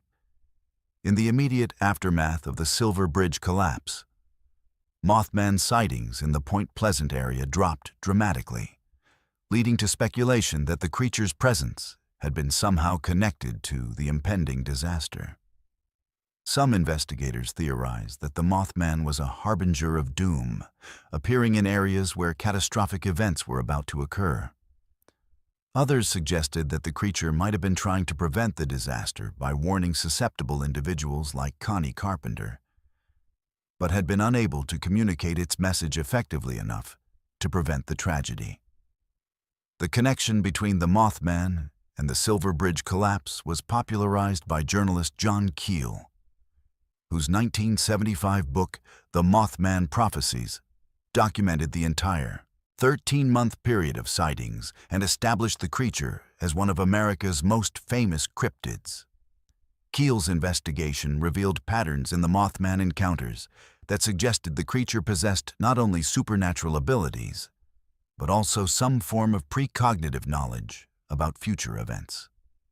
His work demonstrated that many witnesses had reported prophetic dreams and visions that later proved to be accurate, though often in ways that were too cryptic to be useful for preventing the predicted disasters. Modern investigators who have studied the Mothman phenomenon using contemporary research methods have been unable to provide definitive explanations for the encounters that occurred in Point Pleasant between 1966 and 1967. The consistency of witness accounts, the physical evidence found at sighting locations, and the documented electromagnetic effects associated with the creature's presence all point to an encounter with something genuinely anomalous rather than misidentification of known animals or psychological phenomena. The legacy of the Mothman continues to influence Point Pleasant today, with the town embracing its connection to the creature through festivals, statues, and tourism promotions that draw thousands of visitors annually. However, for older residents who lived through the original encounters and the Silver Bridge collapse, the Mothman remains a source of genuine unease and continued mystery. Many residents report ongoing sightings of the creature, though these encounters are typically much briefer and less dramatic than the original 1966 to 1967 wave. The Mothman of Point Pleasant represents one of the most thoroughly documented examples of how the Appalachian Mountains can serve as a stage for encounters with forces that exist beyond our current understanding of the natural world. The creature's apparent ability to predict future disasters, its supernatural physical capabilities, and its obvious intelligence suggest that the ancient mountains and valleys of West Virginia may be home to entities that operate according to laws of physics and consciousness that science has yet to comprehend. For the residents of Point Pleasant, the Mothman serves as a permanent reminder that their community sits at the intersection of the known and unknown worlds, where the familiar landscape of coal mines and river valleys can suddenly become the domain of creatures that challenge everything we think we know about the nature of reality itself. Let's move to our seventh story. Between November 1966 and December 1967, the small industrial town of Point Pleasant, West Virginia, nestled along the Ohio River in the heart of Appalachian coal country, became the epicenter of one of the most well-documented and terrifying cryptid encounters in American history. What began as isolated sightings of a massive, winged creature with glowing red eyes escalated into a 13-month reign of terror that culminated in one of the deadliest bridge collapses in United States history, forever linking the mysterious entity known as the Mothman to a tragedy that claimed 46 lives and left a community questioning everything they thought they knew about the nature of reality. Point Pleasant in 1966 was a typical Appalachian river town, built around heavy industry and sustained by the coal mining operations that had dominated the regional economy for over a century. The town's population of approximately 6,000 residents was largely composed of working-class families whose lives revolved around the chemical plants, coal processing facilities, and transportation infrastructure that lined the Ohio River. Most residents had deep generational roots in the area, with families that had lived in the Appalachian foothills for generations and possessed an intimate knowledge of the local wildlife, weather patterns, and natural phenomena that characterized their environment. The first recorded encounter with a creature that would become known as the Mothman occurred on November 12, 1966, when 5 men working in a cemetery near Clendon in West Virginia, approximately 20 miles from Point Pleasant, reported seeing a large, winged figure rise from the trees and fly directly overhead. The witnesses described the creature as being roughly human in shape, but much larger, with a wingspan that appeared to exceed 10 feet and the ability to fly without any visible means of propulsion. Most disturbing of all, the creature appeared to be watching them deliberately, circling overhead for several minutes before disappearing into the darkness. 3 days later, on November 15th, the Mothman made its most famous appearance in an encounter that would establish the parameters for all subsequent sightings and demonstrate the creature's apparently supernatural abilities. 2 young couples, Roger and Linda Scarberry, and Steve and Mary Mallette, were driving through the abandoned West Virginia Ordnance Works, a sprawling complex of deteriorating military buildings and chemical storage facilities that had been used for munitions production during World War II. The area, known locally as the TNT area, had been largely abandoned since the war's end, but remained a popular destination for young people seeking privacy and adventure. At approximately 11:30 p.m., as the couples drove slowly through the industrial ruins, their headlights illuminated what they initially thought was a large animal standing near an abandoned power plant. But as their vision adjusted and they got a clearer view of what was ahead of them, they realized they were looking at something that defied every category of known wildlife. The creature stood between 6 and 7 feet tall when upright, but its most striking features were its enormous wings, which appeared to be folded against its body and its eyes. Two large, hypnotic red orbs that seemed to glow with their own internal light.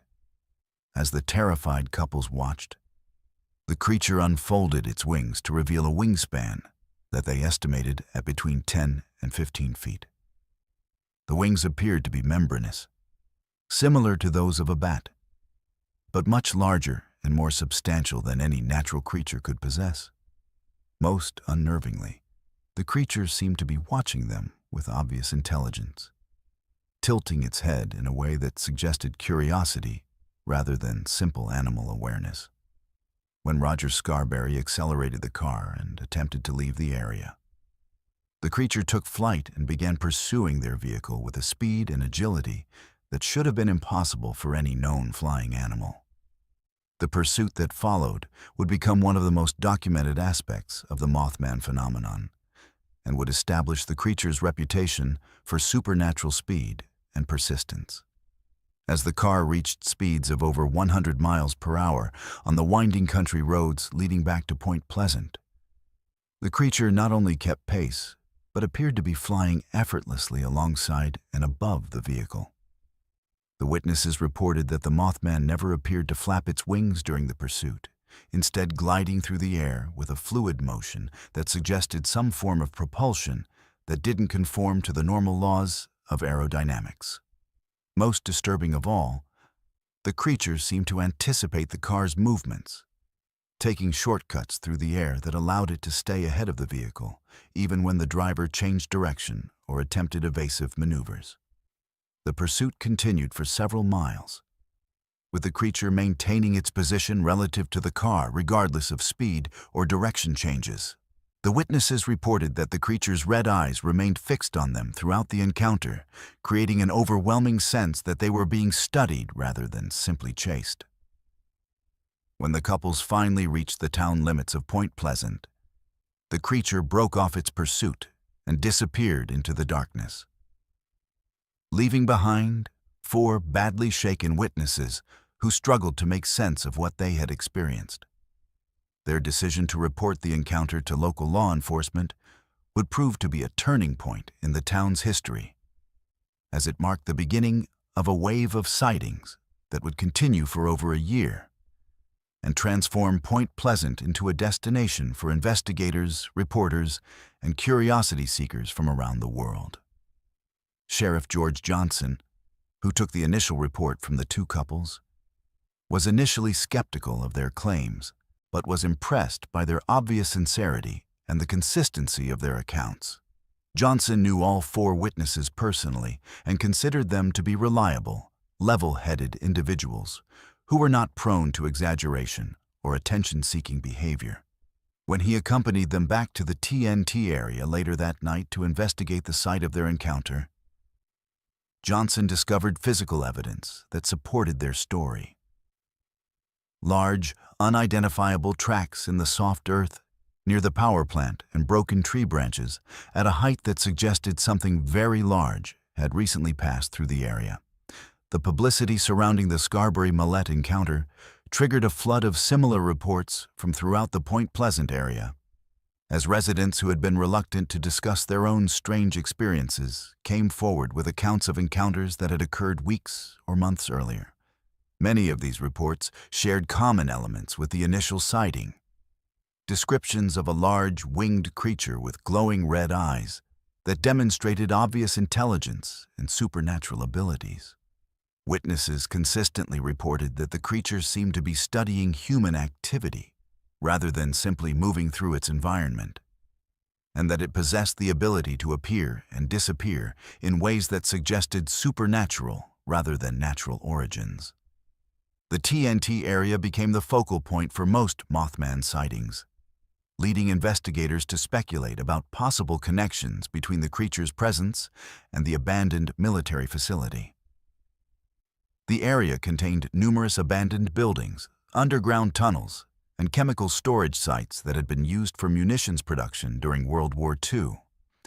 Environmental testing conducted years later would reveal significant contamination from various chemical compounds, leading some researchers to theorize that the Mothman might be a mutated animal created by exposure to military chemicals.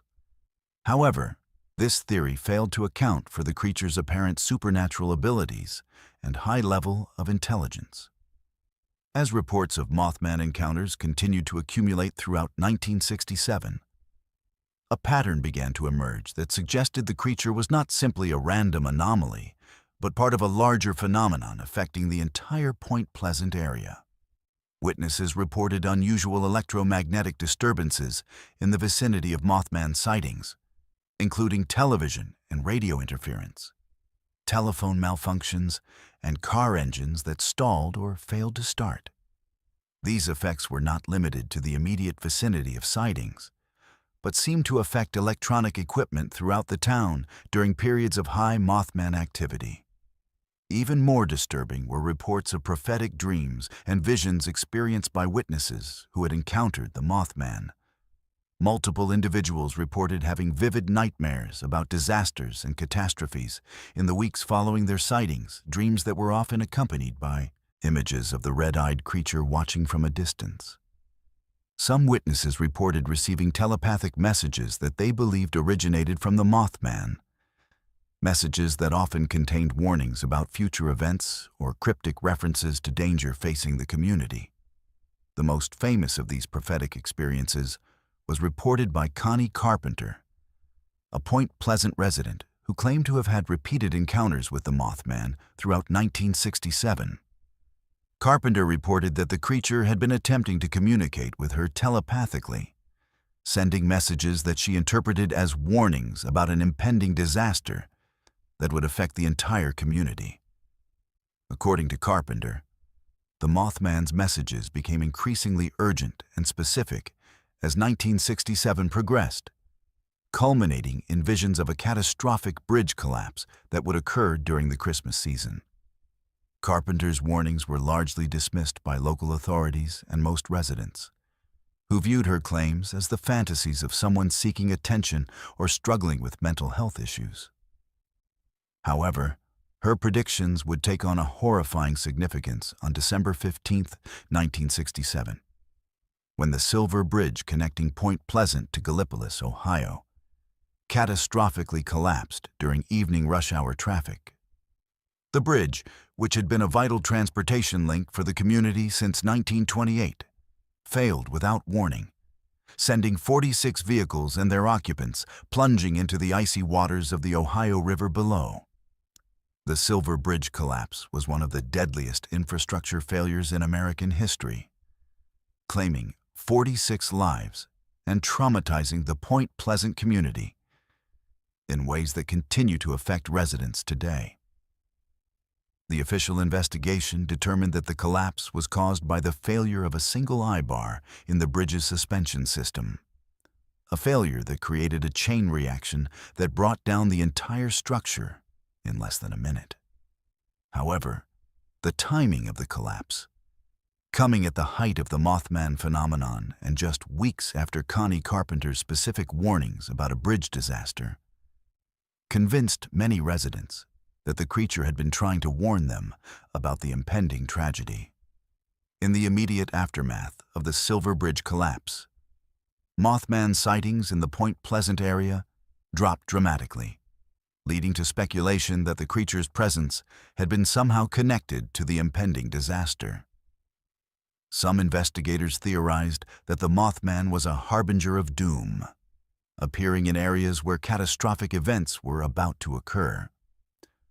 Others suggested that the creature might have been trying to prevent the disaster by warning susceptible individuals like Connie Carpenter, but had been unable to communicate its message effectively enough to prevent the tragedy. The connection between the Mothman and the Silver Bridge collapse was popularized by journalist John Keel, whose 1975 book, The Mothman Prophecies, documented the entire 13-month period of sightings and established the creature as one of America's most famous cryptids. Keel's investigation revealed patterns in the Mothman encounters that suggested the creature possessed not only supernatural abilities, but also some form of precognitive knowledge about future events. His work demonstrated that many witnesses had reported prophetic dreams and visions that later proved to be accurate, though often in ways that were too cryptic to be useful for preventing the predicted disasters. Modern investigators who have studied the Mothman phenomenon using contemporary research methods have been unable to provide definitive explanations for the encounters that occurred in Point Pleasant between 1966 and 1967. The consistency of witness accounts, the physical evidence found at sighting locations, and the documented electromagnetic effects associated with the creature's presence all point to an encounter with something genuinely anomalous, rather than misidentification of known animals or psychological phenomena. The legacy of the Mothman continues to influence Point Pleasant today, with the town embracing its connection to the creature through festivals, statues, and tourism promotions that draw thousands of visitors annually. However, for older residents who lived through the original encounters and the Silver Bridge collapse, the Mothman remains a source of genuine unease and continued mystery. Many residents report ongoing sightings of the creature, though these encounters are typically much briefer and less dramatic than the original 1966 to 1967 wave. The Mothman of Point Pleasant represents one of the most thoroughly documented examples of how the Appalachian Mountains can serve as a stage for encounters with forces that exist beyond our current understanding of the natural world. The creature's apparent ability to predict future disasters, its supernatural physical capabilities, and its obvious intelligence suggest that the ancient mountains and valleys of West Virginia may be home to entities that operate according to laws of physics and consciousness that science has yet to comprehend.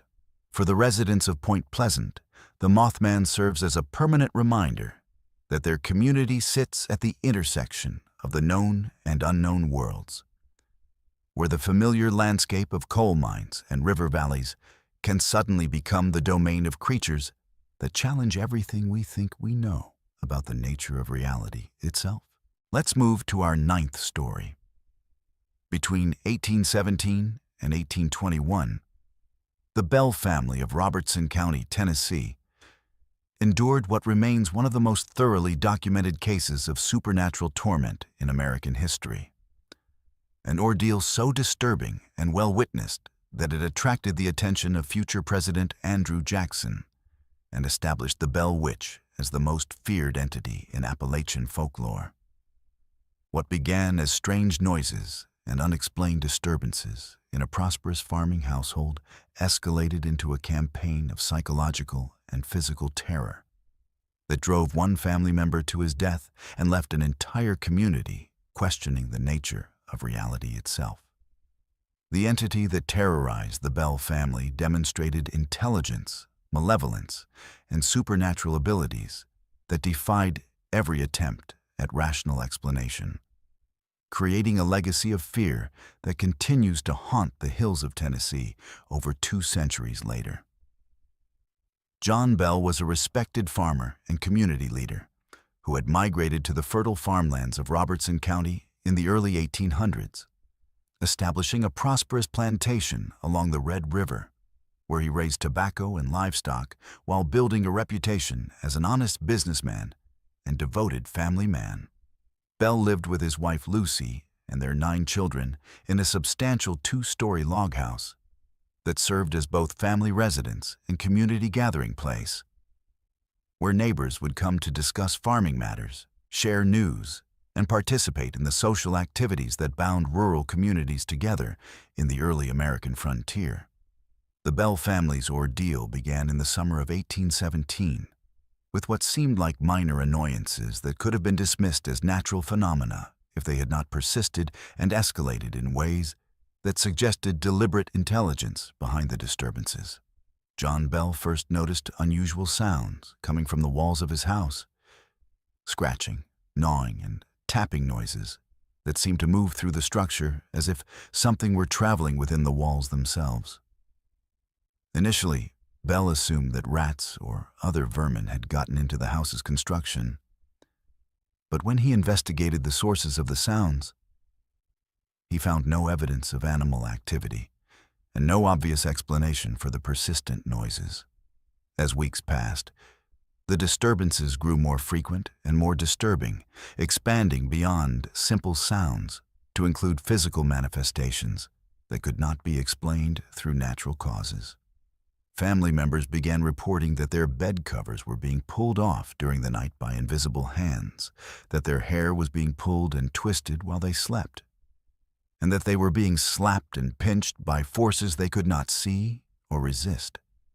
The attacks seemed to focus particularly on the Bells' youngest daughter, Betsy, who was 12 years old when the phenomena began and who would become the primary target of the entity's malevolent attention throughout the 4-year ordeal. The invisible entity that tormented the Bell family quickly demonstrated that it possessed not only the ability to manipulate physical objects, but also intelligence and personality characteristics that suggested it was more than simply a random supernatural phenomenon. The entity began communicating with the family through a variety of means, starting with simple responses to questions through knocking sounds and progressing to actual speech that emerged from thin air without any visible source. The voice that spoke to the Bell family was described by witnesses as being distinctly feminine, with a tone that could shift from sweet and childlike to harsh and threatening depending on the entity's apparent mood. As the entity's communication abilities developed, it began identifying itself and explaining its presence in the Bell household, though its explanations were often contradictory and seemed designed more to confuse and frighten than to provide genuine information. At various times, the entity claimed to be the spirit of a Native American whose burial ground had been disturbed by Bell's farming activities, the ghost of a neighbor woman who had died under suspicious circumstances, and a demon sent to punish the Bell family for unspecified sins. Most persistently, the entity claimed to be the spirit of Kate Batts, an eccentric neighbor woman who had been involved in a land dispute with John Bell and who had reportedly cursed the Bell family before her death. The entity's claimed identity as Kate Batts led to its popular designation as the Bell Witch, though the supernatural manifestations bore little resemblance to traditional folklore about witches and their abilities. The Bell Witch demonstrated powers that seemed to transcend normal supernatural categories, including the ability to be present in multiple locations simultaneously, to know events that were occurring at great distances, and to predict future occurrences with unsettling accuracy. The entity seemed to possess unlimited knowledge about the private affairs of the Bell family and their neighbors, revealing secrets and hidden information that no human could have known through normal means. Word of the Bell family's supernatural torment spread rapidly through Robertson County and beyond, drawing visitors from throughout Tennessee and neighboring states who came to witness the phenomena for themselves. The Bell House became a destination for curiosity seekers, journalists, and investigators who hoped to document or debunk the reported supernatural activity. What they found consistently supported the Bell family's claims and added credible witness testimony to what was already becoming one of the most thoroughly documented paranormal cases in American history. Among the notable visitors to the Bell farm was Andrew Jackson, who was serving as a general in the Tennessee militia and would later become the 7th President of the United States. Jackson arrived with a party of men intending to investigate the Bell Witch phenomena and potentially expose what he assumed would prove to be an elaborate hoax. However, Jackson and his companions experienced supernatural manifestations that convinced them of the reality of the entity's presence and sent them fleeing from the Bell property after a single night of terror that Jackson would later describe as the most frightening experience of his military career. The Bell Witch's treatment of visitors revealed a pattern of behavior that suggested the entity possessed not only intelligence, but also the ability to judge human character and respond accordingly. Visitors who approached the phenomena with respect and genuine curiosity were often treated to relatively benign demonstrations of the entity's abilities, while those who came with hostile intentions or hopes of debunking the supernatural activity were subjected to terrifying attacks that left them convinced of the reality of forces beyond human understanding. The entity's interactions with the Bell family members also followed patterns that suggested deliberate psychological manipulation designed to create maximum distress and disruption to normal family life. John Bell, as the head of the household, became a particular target of the entity's hostility, with the Bell Witch claiming that it intended to kill him and frequently subjecting him to physical attacks that left him weak and increasingly ill. The entity seemed to take pleasure in tormenting Bell in front of his family and visitors, demonstrating its power over the man who should have been able to protect his household from harm. Betsy Bell, as the youngest family member and the primary focus of the entity's attention, experienced manifestations that were particularly disturbing in their intensity and apparent malevolence. The Bell Witch would pull her hair so violently that observers feared for her safety, slap her with such force that the marks remained visible for days, and subject her to verbal abuse that was both cruel and surprisingly sophisticated for an entity that claimed to be the spirit of a dead neighbor woman. The psychological impact on young Betsy was severe, with family members reporting that she began showing signs of serious emotional distress and physical illness that physicians could not explain or treat effectively. The Bell Witch demonstrated knowledge and abilities that extended far beyond the boundaries of the Bell property, accurately reporting events that were occurring in distant locations and predicting future occurrences with a precision that suggested either supernatural foresight or access to information through means that transcended normal human communication channels. The entity would describe conversations that were taking place in neighboring towns, predict the outcomes of business transactions that had not yet been completed, and provide detailed information about the private lives of people who had never visited the Bell farm. Perhaps the most disturbing aspect of the Bell Witch phenomena was the entity's apparent ability to manipulate physical reality in ways that seemed to violate fundamental laws of physics and chemistry. The entity could cause objects to appear and disappear at will, transport items from one location to another instantaneously, and produce substances such as food and drink that appeared to be genuine, but whose origins were completely inexplicable. Witnesses reported seeing the entity serve elaborate meals that materialized from nowhere, complete with dishes, utensils, and food that tasted normal, but vanished completely when the meal was finished. The Bell Witch's campaign against John Bell intensified throughout 1820, with the entity's attacks becoming more frequent and more severe as the farmer's health declined under the constant stress and supernatural assault.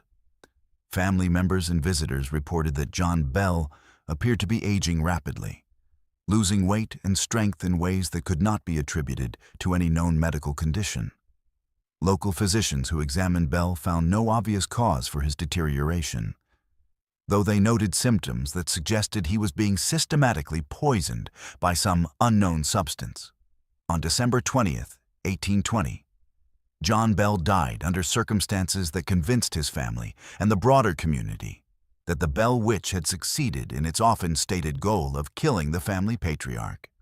On the morning of his death, family members found Bell unconscious and discovered a strange vial containing an unknown liquid near his bedside. When they questioned the Bell Witch about the vial's contents, the entity laughingly claimed responsibility for Bell's condition and boasted that it had poisoned him with a substance that no human physician could identify or counteract. When a family member tested the liquid by giving a small amount to the family cat, the animal died instantly, confirming the deadly nature of the substance. Following John Bell's death, the Bell Witch's behavior changed dramatically, shifting from malevolent hostility to apparent satisfaction with having achieved its primary objective.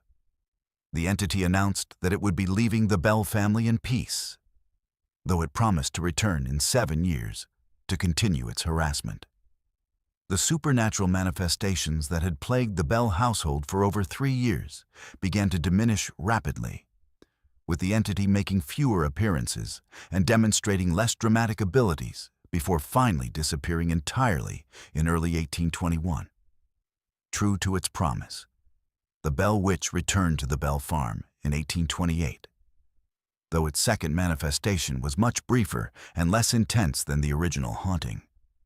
The entity appeared primarily to John Bell, Jr., who had inherited the family property and engaged in conversations about family matters and predictions about future events. This second visitation lasted only a few weeks before the entity announced that it would not return for another 107 years, a prediction that would place its next appearance in 1935. The legacy of the Bell Witch extends far beyond the immediate impact on the Bell family, establishing a template for supernatural activity that would influence American folklore and paranormal investigation for generations. The case was remarkable for the number of credible witnesses who testified to the reality of the phenomena, the consistency of accounts provided by different observers, and the documentation of events by educated individuals who had no obvious motive for perpetuating a hoax. Modern investigators who have studied the Bell Witch case using contemporary research methods have been unable to provide satisfactory explanations for the reported phenomena, despite extensive analysis of historical records, witness testimony, and physical evidence from the site of the original haunting. The case remains one of the most compelling examples of documented supernatural activity in American history, with elements that continue to defy rational explanation even when subjected to skeptical investigation. The Bell Witch case represents a particularly disturbing example of how the ancient landscape of the Appalachian region can serve as a stage for encounters with forces that operate beyond human understanding or control. The entity that tormented the Bell family demonstrated abilities and knowledge that suggested it existed outside normal categories of supernatural phenomena, possessing intelligence, malevolence, and power that made it one of the most feared entities in American folklore. For the residents of Robertson County and the broader Appalachian region, the Bell Witch serves as a permanent reminder that the hills and valleys of Tennessee may harbor forces that can intrude into human affairs with devastating consequences. The case established a precedent for supernatural activity in the region that continues to influence local folklore and serves as a warning that some mysteries are better left uninvestigated, lest they attract the attention of entities that view human curiosity as an invitation to demonstrate their power over mortal affairs. The Bell Witch phenomenon demonstrates that the Appalachian Mountains have long been home to forces that exist beyond the boundaries of human comprehension, forces that can enter our world and reshape it according to their own mysterious purposes. For those who understand the deeper patterns of supernatural activity in the region, the Bell Witch represents not an isolated historical curiosity, but a glimpse into the true nature of the ancient powers that continue to inhabit the hills and hollows of the Appalachian wilderness, waiting for opportunities to remind humanity that we are not alone in this world, and that some neighbors are far more dangerous than others. Let's move to our 10th story. For over a century, the coal mining regions of Kentucky and West Virginia have been plagued by industrial disasters that claimed thousands of lives. But beneath the official statistics and corporate investigations lies a disturbing pattern of unexplained deaths, systematic cover-ups, and evidence that suggests some of the mining tragedies in the Appalachian Mountains were not simply accidents, but the result of deliberate negligence, corporate conspiracy, and encounters with forces deep underground that the mining companies have worked desperately to conceal from public scrutiny. The coal industry's stranglehold on Appalachian communities has enabled a culture of silence and intimidation that has allowed mining deaths to be systematically misrepresented, families to be denied justice, and evidence of supernatural encounters in the deepest mine shafts to be buried along with the miners who experience them. The coal mining industry came to dominate the Appalachian region in the late 1800s, transforming isolated mountain communities into company towns, where every aspect of life was controlled by mining corporations that viewed human workers as expendable resources to be consumed in the pursuit of profit. These companies established a feudal system where miners lived in company housing, shopped at company stores, and found themselves perpetually indebted to their employers through a system of economic control that made it impossible for workers to leave, even when they became aware of dangerous working conditions that threatened their lives. The official records maintained by mining companies and government agencies document thousands of deaths in Appalachian coal mines. But these statistics represent only a fraction of the true human cost of coal extraction in the region. Independent researchers who have studied mining death records have found consistent patterns of underreporting, with many deaths being classified as accidents or natural causes, when evidence suggests they resulted from criminal negligence or conditions that mining companies knew were deadly but chose to ignore in order to maintain production schedules and profit margins. One of the most disturbing aspects of coal mining deaths in Appalachia is the frequency with which miners' bodies were never recovered. Despite the fact that mining companies possessed detailed maps of mine layouts and had access to the locations where workers were known to have been when disasters occurred, families were told that cave-ins or explosions had made body recovery impossible. But many of these explanations were inconsistent with the physical evidence and geological realities of the mine sites. In numerous cases, mines where workers had supposedly been trapped and killed continued operating in adjacent areas within days of the reported disasters, suggesting that the actual conditions were not as catastrophic as families had been led to believe. The mining companies' control over local law enforcement, medical examiners, and government officials enabled systematic cover-ups of mining deaths that might have attracted unwanted attention or legal liability. County coroners who were financially dependent on mining company support routinely issued death certificates that attributed mining fatalities to natural causes or unpreventable accidents, even when evidence clearly indicated negligence or safety violations. Local newspapers, which relied on mining company advertising revenue, rarely investigated suspicious mining deaths or challenged official explanations that defied common sense. Miners who survived unexplained incidents in the deeper shafts of Appalachian coal mines frequently reported encounters that their employers were eager to suppress and that the miners themselves were reluctant to discuss publicly due to fear of losing their jobs or being dismissed as mentally unstable. These accounts consistently described experiences in the deepest mining areas, where workers encountered sounds, sights, and phenomena that could not be explained through normal industrial activity or geological processes.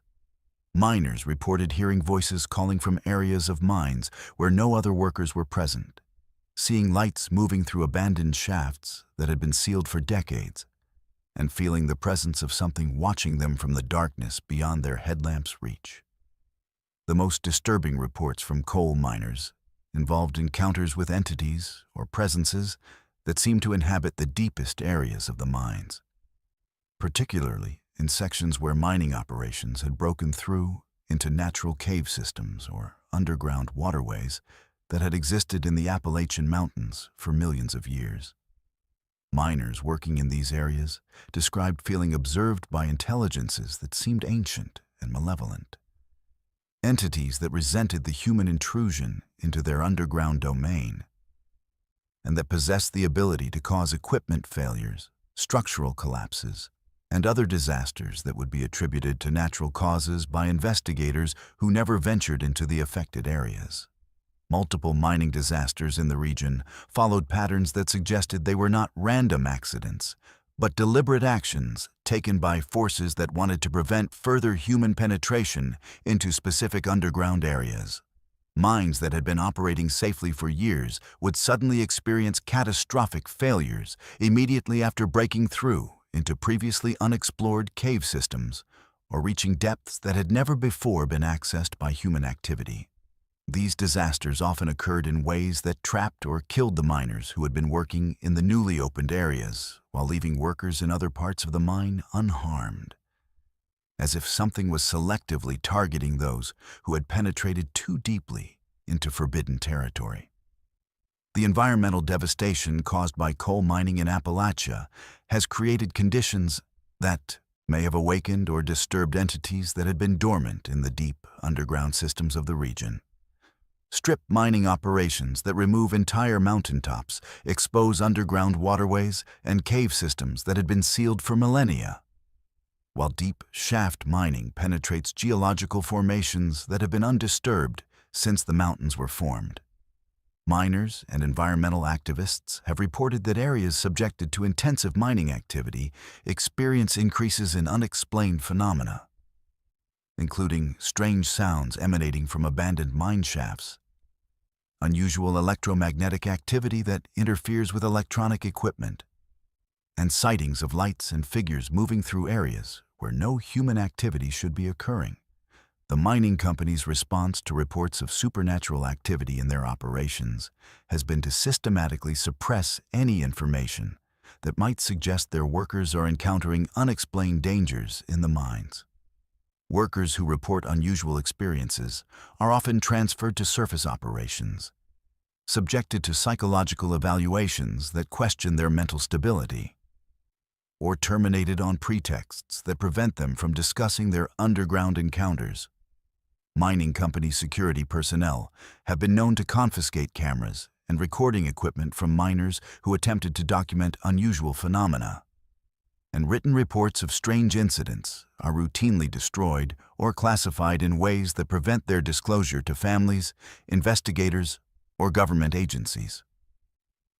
The families of miners who died in unexplained circumstances often faced intimidation and economic pressure, designed to prevent them from pursuing investigations into the true causes of their loved ones' deaths. Mining companies would offer small financial settlements that required families to sign non-disclosure agreements, preventing them from discussing the circumstances of mining deaths or pursuing legal action against the companies. Families who refused these settlements often found themselves blacklisted from employment in the mining industry, evicted from company housing, and subjected to harassment that made it impossible for them to remain in their communities. Independent investigators who have attempted to document mining-related deaths and cover-ups in Appalachia have encountered systematic obstruction from mining companies, local governments, and law enforcement agencies that have financial relationships with the coal industry. Mine records that should be public documents are often declared lost or destroyed, while government inspection reports are heavily redacted in ways that remove information about specific incidents or safety violations. Journalists and researchers who persist in investigating mining deaths have faced threats, legal harassment, and in some cases physical intimidation designed to prevent them from exposing the truth about conditions in Appalachian coal mines. The health effects experienced by coal miners extend beyond the well-documented problems of black lung disease and industrial injuries to include psychological and neurological symptoms that suggest exposure to environmental factors that are not acknowledged in official health studies. Miners who work in the deepest areas of coal mines report experiencing persistent nightmares, episodes of missing time, and psychological distress that appears to be connected to their underground experiences rather than simply the stress of dangerous working conditions. Medical professionals who have examined affected miners have found symptoms consistent with exposure to electromagnetic fields, infrasound, or other environmental factors that could affect brain function. But mining companies have refused to allow comprehensive health studies that might identify the specific causes of these symptoms. The generational impact of coal mining deaths and cover-ups on Appalachian families has created a culture of fear and resignation that enables the continued exploitation of mining communities by corporate interests that view human life as an acceptable cost of coal extraction. Children grow up knowing that their fathers and grandfathers died in mines under suspicious circumstances, but also understanding that questioning official explanations or seeking justice for mining deaths will result in economic retaliation against their families. This atmosphere of intimidation has prevented the formation of effective advocacy groups or legal challenges that might force mining companies to acknowledge the true human cost of their operations. The environmental legacy of coal mining in Appalachia includes not only the obvious devastation of strip mining and mountaintop removal, but also the contamination of underground water systems and the disruption of geological formations that may have served as barriers preventing the release of natural forces that are better left undisturbed. Environmental scientists who have studied the long-term effects of coal mining have found evidence of chemical contamination, radioactive materials, and geological instability that may persist for centuries after mining operations cease, creating ongoing dangers for communities that continue to live in areas affected by coal extraction. The connection between coal mining activities and increased reports of supernatural phenomena in affected areas suggests that the industrial-scale disruption of ancient geological formations may have consequences that extend beyond environmental and health impacts, to include encounters with forces that have been sealed underground for geological ages.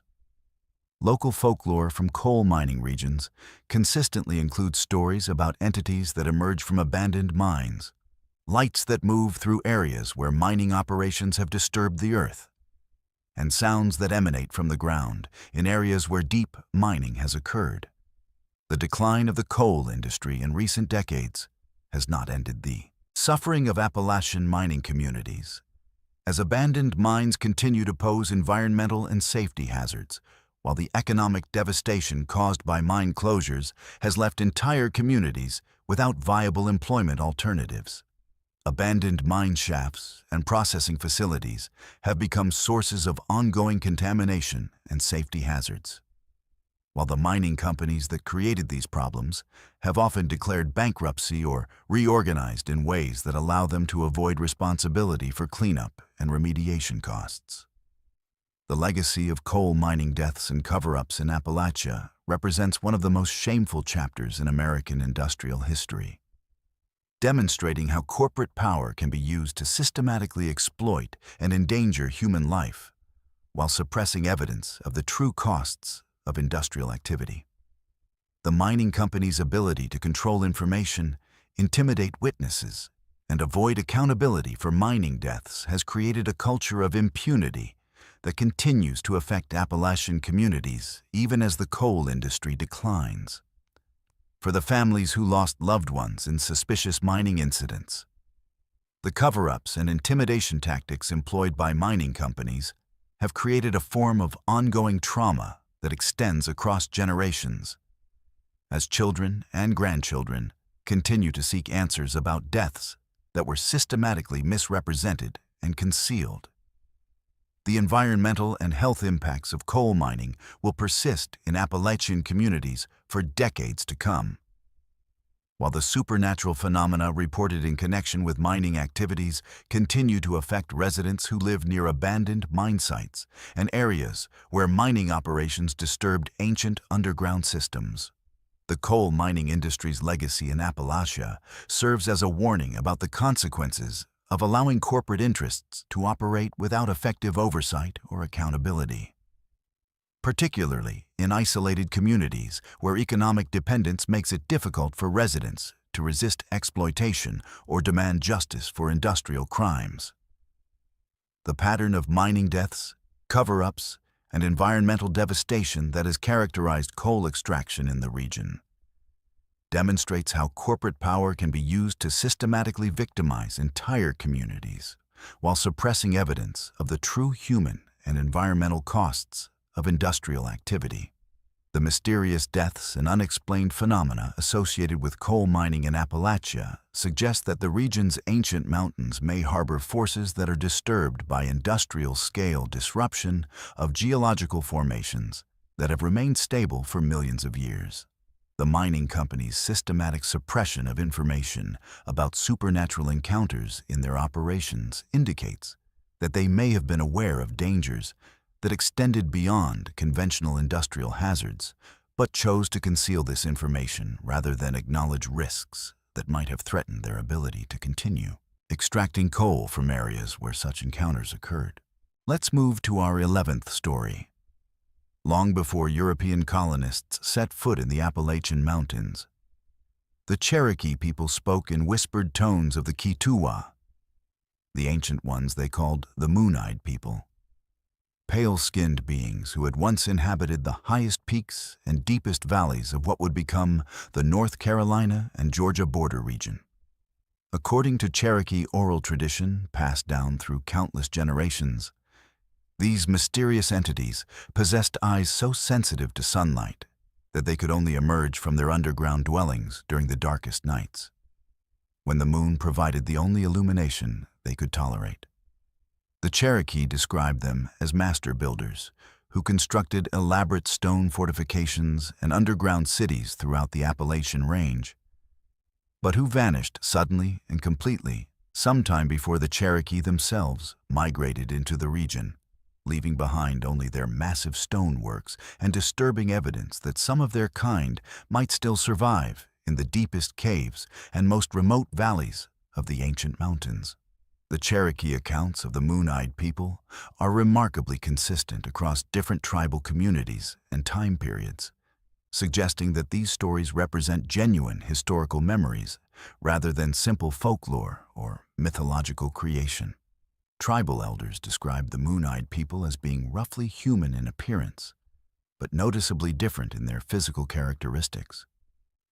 Taller than typical humans, with extremely pale skin that appeared almost translucent in moonlight, and most distinctively, large eyes that reflected light like those of nocturnal animals, but which could not function in bright daylight.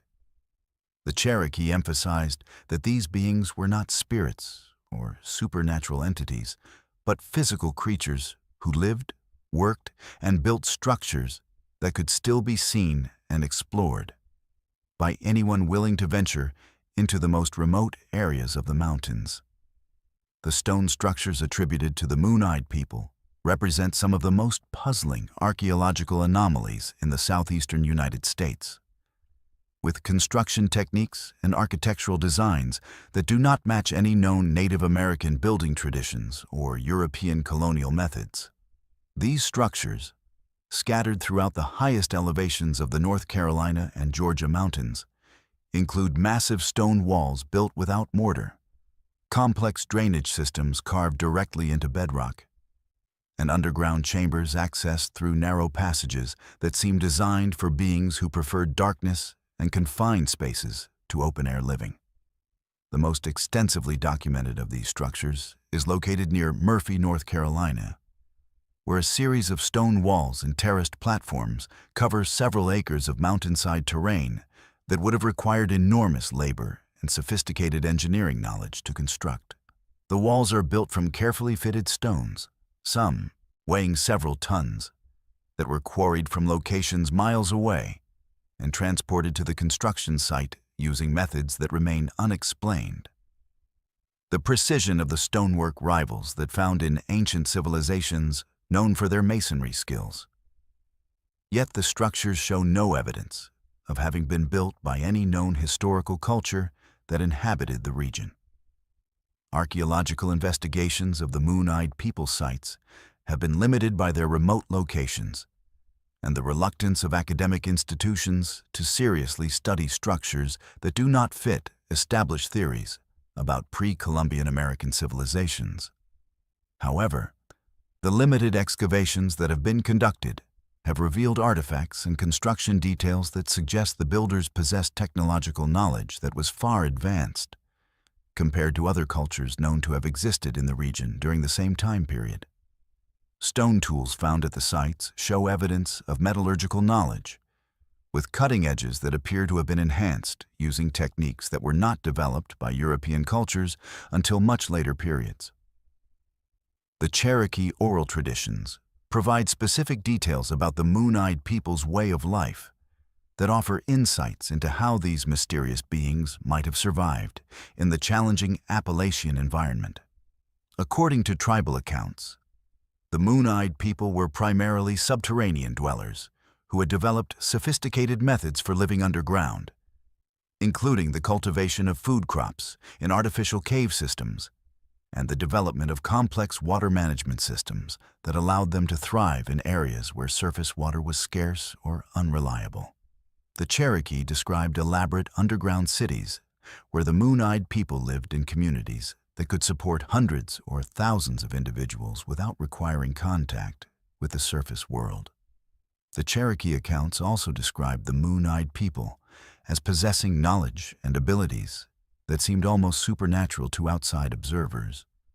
Though the tribal descriptions suggest these were natural capabilities that had been developed through generations of adaptation to their unique environment. The Moon-Eyed people were said to be able to move through underground passage systems that connected distant mountain peaks, allowing them to travel great distances without ever appearing on the surface, where they might be seen by other inhabitants of the region. They were also described as having developed methods for communicating across long distances using sound systems that utilize the natural acoustics of cave networks and underground water systems. The disappearance of the Moon-Eyed people from Cherokee oral tradition is described as having occurred suddenly and completely, with no gradual decline or obvious cause that would explain why an entire civilization would vanish from a region where they had apparently thrived for generations. Cherokee elders tell of a great battle that was fought between their ancestors and the Moon-Eyed people. But the details of this conflict are vague and contradictory, with some accounts suggesting that the Moon-Eyed people were driven away through warfare, while others imply that they retreated voluntarily into the deepest areas of the mountains, where they would be completely isolated from human contact. Modern Cherokee descendants, who maintain connections to traditional knowledge, often express reluctance to discuss the Moon-Eyed people in detail, suggesting that some aspects of their ancestors' encounters with these beings remain sensitive or dangerous topics that are not appropriate for casual discussion. Tribal members who are willing to share information about the Moon-Eyed people often emphasize that their ancestors believed some of these beings might still survive in the most remote areas of the mountains, and about living in underground communities that have remained hidden from human contact for centuries. The geographical distribution of sites attributed to the Moon-Eyed people corresponds closely to areas of the Appalachian Mountains that continue to be associated with unexplained phenomena and supernatural encounters in modern times.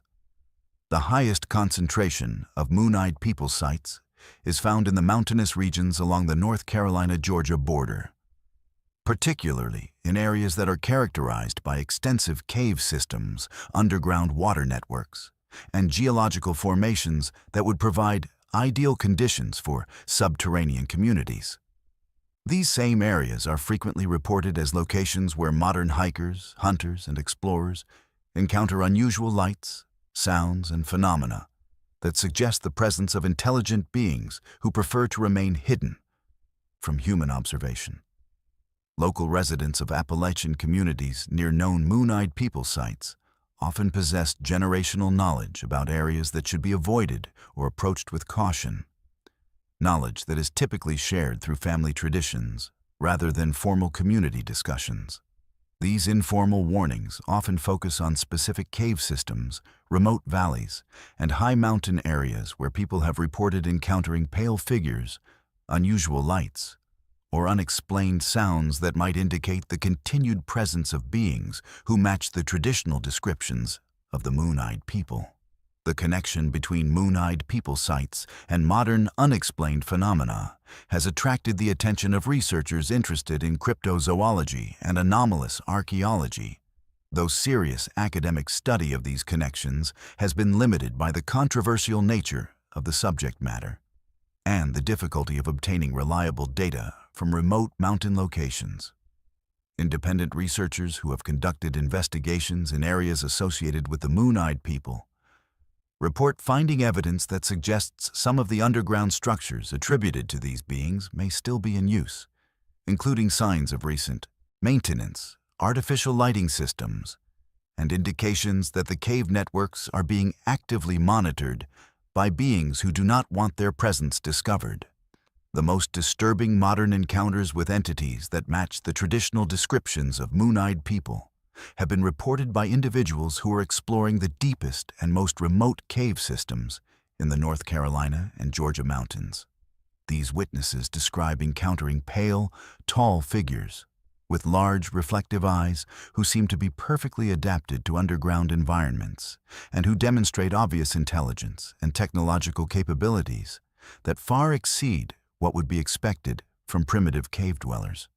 The encounters typically occur in areas where the witnesses had penetrated deeper underground than previous explorers, suggesting that the Moon-Eyed People may still maintain extensive communities in areas that remain inaccessible to casual human exploration. The technological capabilities demonstrated by modern Moon-Eyed People encounters include sophisticated lighting systems that do not appear to rely on fire or conventional electrical power, communication methods that allow them to coordinate activities across large underground networks, and construction techniques that enable them to modify cave systems and create new passages through solid rock. Witnesses describe encountering evidence of large-scale underground agriculture, water management systems that redirect underground streams and rivers, and manufacturing activities that produce tools and materials using methods that are not understood by surface-dwelling humans. The psychological impact of Moon-Eyed People encounters on witnesses is typically profound and long-lasting, with many individuals reporting permanent changes in their worldview and relationship with the natural environment after discovering evidence of an advanced civilization that has remained hidden beneath the Appalachian Mountains for centuries. These encounters challenge fundamental assumptions about human history, technological development, and the possibility that other intelligent species might share our planet without our knowledge or consent.